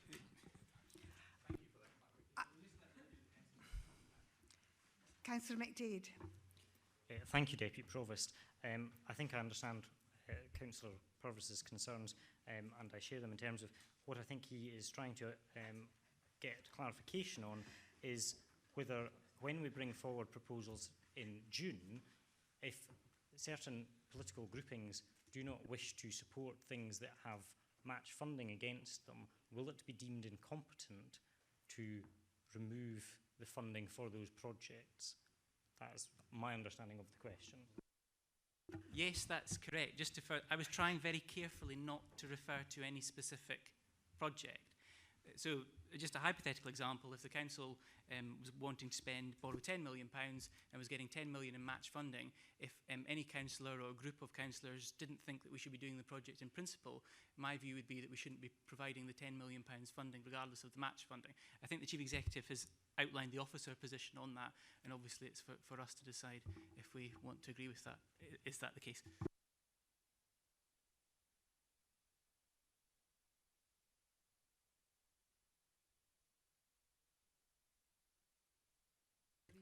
I think the position has, the outline position has, that's it. We're not. Thank you, Deputy Provost. The Capital Update Report offers us, as elected members, a very real opportunity to make a real difference across Perth and Kinross. The investments decisions that we have been entrusted with will not only impact on our children, but also on our children's children. I cannot underestimate how important it is that we get this right. By approving this new approach, elected members will be providing strategic direction to a long-term sustainable investment plan, which will ensure that we maximise the benefits for future generations. This approach is in keeping with the recommendations set out in the Infrastructure Commission, who proposed a 30-year time frame for these plans. The new approach will also be adaptable so that we can react to changing legislation, new technology, the needs of our residents, and of course the ongoing climate situation. Finally, this new approach will strengthen our governance arrangements to ensure that we continue to make good and informed decisions, and is in keeping with both UK and Scottish Government best practice. Whilst we develop this new approach, we cannot lose sight of our existing, hugely ambitious capital programme. We have already approved almost 700 million of capital expenditure on projects across Perth and Kinross, such as the Crosstay Link Road and the new Perth High School. Whilst the blueprint is developed, the capital investment must continue. We will continue to enhance our roads, bridges and infrastructure. We will continue to invest in our digital programme and to progress other approved projects, such as the Comrie Flood Protection Scheme, and invest in early years provision. Councillors will get the opportunity for a full review of the capital programme in June. Finally, Deputy Provost, we will continue to develop a Stage 1 design and business operation model for our vision of PH2O, the replacement for Perth Leisure Pool. We have instructed officers to bring back options to the June meeting of the Council, and we look forward to progressing this hugely important development. Elected members will also be aware of our plans for the Blairgowrie Recreation Centre. As good practice, particularly given the complex nature of this project, the cost estimates are currently anticipated to be in excess of the budget. However, we can confirm today that we have instructed officers to bring back a funding solution that will see the residents of Blairgowrie get the recreation centre they have been promised. I commend this capital update to the Council. Thank you very much. Councillor Lane. Thank you, Deputy Provost. I'm happy to second this approach to setting the capital budget. I feel it is a fair representation of the views recently expressed across the Chamber at the capital budget briefing session. This new approach will ensure a strategic direction towards capital budget setting, rather than a piecemeal and often overtly political attitude to capital spend. I fully support the creation of a long-term investment blueprint for the future, covering the 2020-2050 period, and the necessary strengthening of the Council's governance and management arrangements for the capital expenditure through the adoption of a gateway review approach. Most importantly, I welcome this approach that we will not be hindering the progress of officers in their work to finally deliver the vital projects of PH2O or the long-delayed Blairgowrie Recreation Centre. We must move forward with these projects quickly, or residents of Perth Kinross, and especially Blairgowrie, will rightly question the Council's commitment to these projects. Delaying the further consideration of the capital budget until June will enable elected members to make more informed decisions. So for the aforesaid reasons, I commend the recommendations in this report to the Council. Thank you very much. Are there any amendments or comments? Councillor Purvis. Thank you, Deputy Provost. Just further to my question, I would like to ask if the Leader of the Council would be willing to include in his motion the fact that it would be permissible for councillors to bring forward suggestions that projects that are match funded are either removed or redistributed to other areas. If the Councillor is not happy to incorporate that, then I'm more than happy to move it as an amendment. Councillor Lyle. Thank you, Councillor Purvis, for your comments. I think it would be appropriate for you to move it as an amendment, should you wish to. Okay. So Councillor Purvis, if you wish to yes, move this as an amendment. Have you got a seconder? I can second that. Councillor Bailey. Okay. Are there any other comments? Councillor Bailey, then Councillor Donaldson. Comment as a seconder. I think the reason I support this move is that it leaves us with the most flexibility open to us when we do set a capital budget in June. I worry that the current proposal, if it prevents us from reevaluating any project that has match funding, might mean that all of us in this chamber, as we sit down to determine our capital budgets over the coming months, will find our hands are tied with regard to certain projects. I don't have any specific project in mind. This isn't because I want to remove anything from the budget. I just would like us to be able to set a budget in June with the most flexibility open to us, and that's why I support this amendment. Thank you. Thank you. Councillor Donaldson. Yeah, just one or two brief comments. And I can see Councillor Ling and Councillor Purvis are in discussions just now. What I would say is I think it is right that we're going to pause for a little while here. I remember 2 years ago I was arguing very clearly of the necessity for having the capital budget on the same day as the revenue budget. And I hope we move back to that situation next year, and it's much more logical to have them at one and the same time. But I think here circumstances have changed. There's been an alteration in financing costs. The Treasury, for instance, has applied an extra 1% on Public Works Loan Board debt, even though the actual interest rates, long-term interest rates, are still falling. I think that's in large part fear of recession, the risks of a recession. I think there's certain things we do want to be careful about. We certainly don't go down the route of, I think, Aberdeen City and the issuance of bonds. That's got implications, issuance costs, also compliance costs and issues with the likes of the Financial Conduct Authority, the London Stock Exchange, and that then creates problems, I believe, in terms of local democracy and what local councillors can do and what they can say. But I think it makes sense for us to go through, at this stage, all the various capital items, to look at this, but I think there's also it's tied in with Perth and Kinross offer, it's tied in with the concept of commercialisation, but I would make two other caveats, and that is that we are Perth and Kinross Council, we're not Perth and Kinross PLC, and often commercialisation can actually involve every bit as much, perhaps even more so, contracting in as well as contracting out. I make my points. Thank you.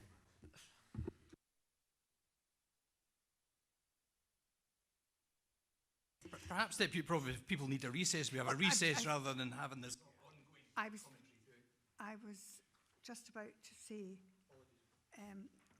we'd like a short recess to discuss the legalities of the amendment. Okay.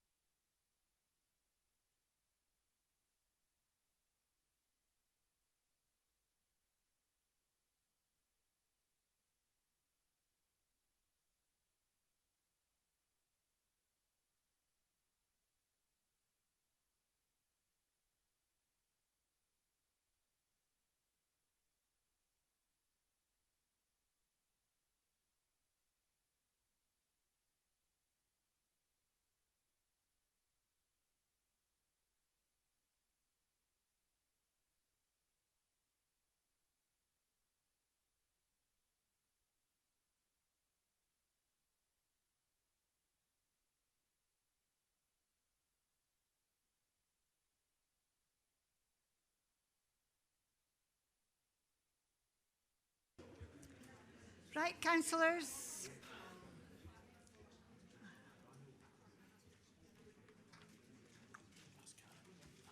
She said just give the advice.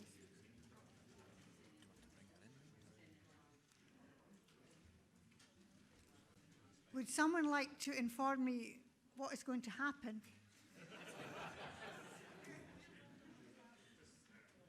My understanding is that I have introduced this by way of a motion, and Councillor Lane has seconded it. I also offered the opportunity to Councillor Purvis to move an amendment, which he did, and Councillor Bailey seconded. So I assume that having got to that point, I'm not just totally clear of the wording of the amendment, but if that was read out to me, then I think we could proceed to a vote. Okay, thank you. Deputy Provost, just to confirm, my understanding is the amendment is to agree the recommendations in the report, but in addition, that the Council resolves that it be permissible for the Council to review match-funded projects. Purvis, is that the correct wording of the Yes, that's fine, thank you. The amendment? Are we ready to go to the vote then? Okay, thank you. Provost, just on a point of order, I take it that that is a competent amendment, which seemed to be where the discussion started.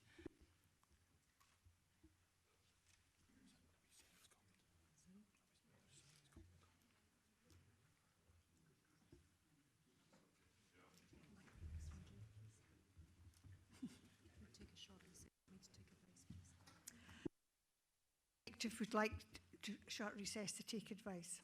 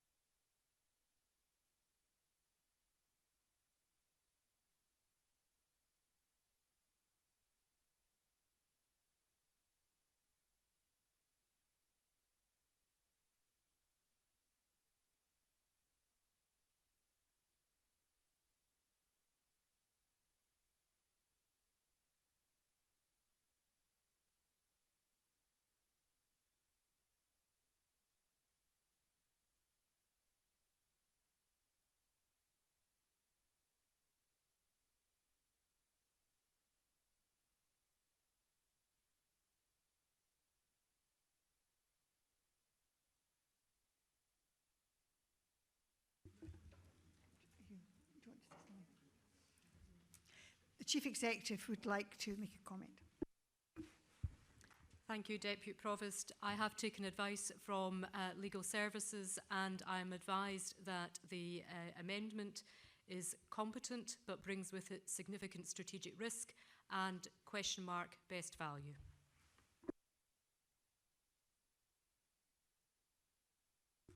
Okay, councillors, you have heard the advice from the Chief Executive. Are we ready to go to vote?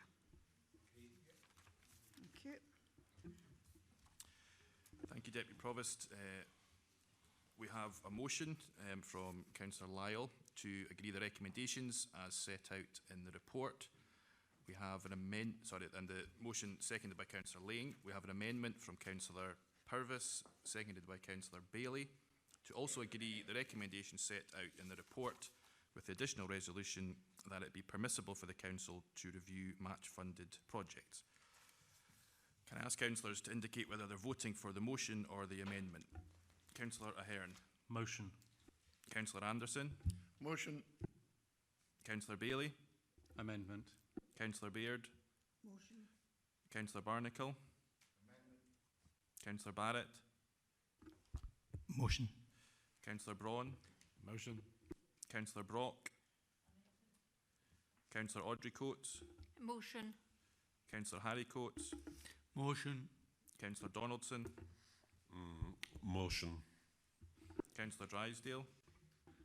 Motion. Councillor Duff. Motion. Councillor Forbes. Motion. Councillor Gray. Motion. Councillor Illingworth. Motion. Councillor James. Motion. Councillor Jarvis. Motion. Councillor Lang. Councillor Lyle. Motion. Councillor McCall. Motion. Councillor McCall. Motion. Councillor McDade. Councillor McEwen. Motion. Provost. Motion. Councillor Parrott. Motion. Councillor Pover. Motion. Councillor Purvis. Amendment. Councillor Rebeck. Amendment. Councillor Reid. Motion. Councillor Sarwar. Motion. Councillor Shires. Motion. Councillor Simpson. Motion. Councillor Waters. Amendment. Councillor Williamson. Motion. Councillor Wilson. Motion. I have 29 votes for the motion and 7 votes for the amendment, so the motion is carried. Thank you very much. We now move on to... Deputy Provost, could I please ask that my dissent be recorded under Standing Order 60, disappointed by the anti-democratic nature of that decision. Noted. Now we go on to the reserve strategy. The report to be considered by the Council is report 20/59 and by Stuart. And again, can I ask if there are any points of clarification on this report? Councillor Barnacle. Yeah, thanks, Deputy Provost. It was just really a clarification following on from the earlier vote. If we go to paragraph 318 on the level of uncommitted reserves, which before the vote were 9,858,000, I assume that with the passing of the administration's motion and the amendment to that motion, that figure will now be reduced by 1,950,000, but it'll still give us just above 2% of the required figure. Is that correct? Councillor Lyle, do you wish to comment? By way of motion, I will apologize. Sorry, by way of motion, I will answer that if that's satisfactory for Councillor Barnacle. Okay. If there are no other points of clarification, Councillor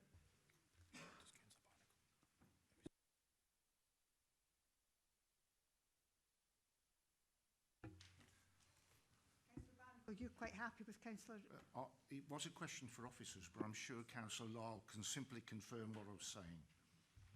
No, my understanding is you're not quite correct, but there is a reduction. The figure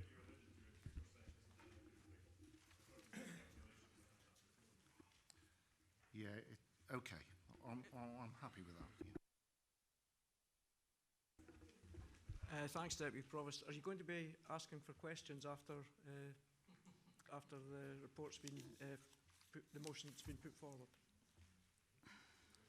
Well, we'll be asking if there are any amendments or but comments. No questions on it. The questions. These papers for quite some time, so you're looking for clarification on any points in reserve. That's for officers now. Yes. Okay. Can I ask for a point yes, of clarification? Yes, if you wish. Have you a question? Could you tell us what the level of reserves were in 2017, percentage-wise, and in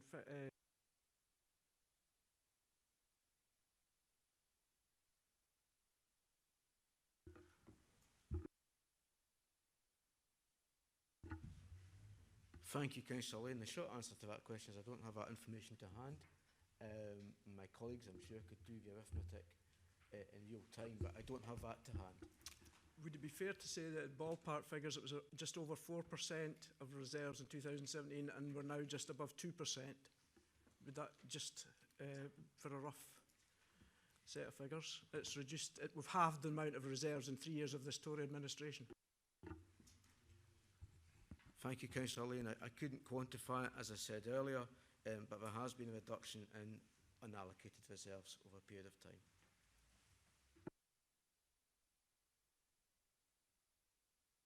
Okay.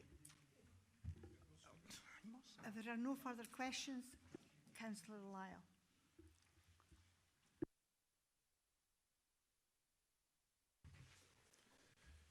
Thank you very much, Provost.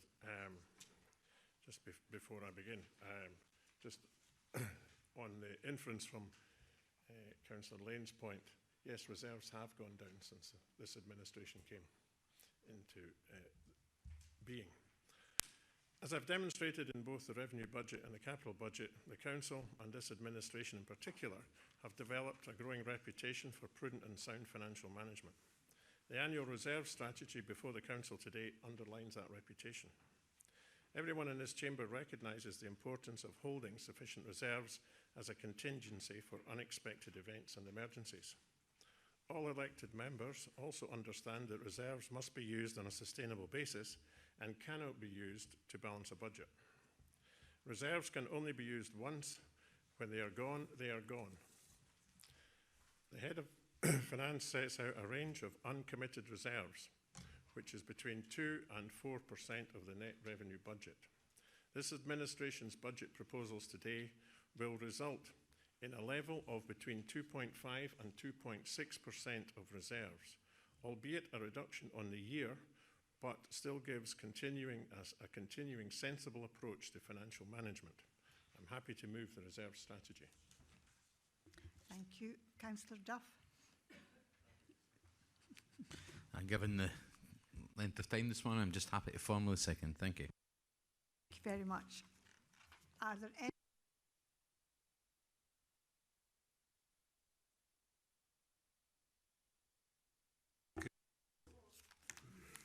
Good. Well, thank you very much, Councillors. That brings us to the end of the business today. I'd like to thank you all for your contribution. It's been a very long day, so thank you all. I hope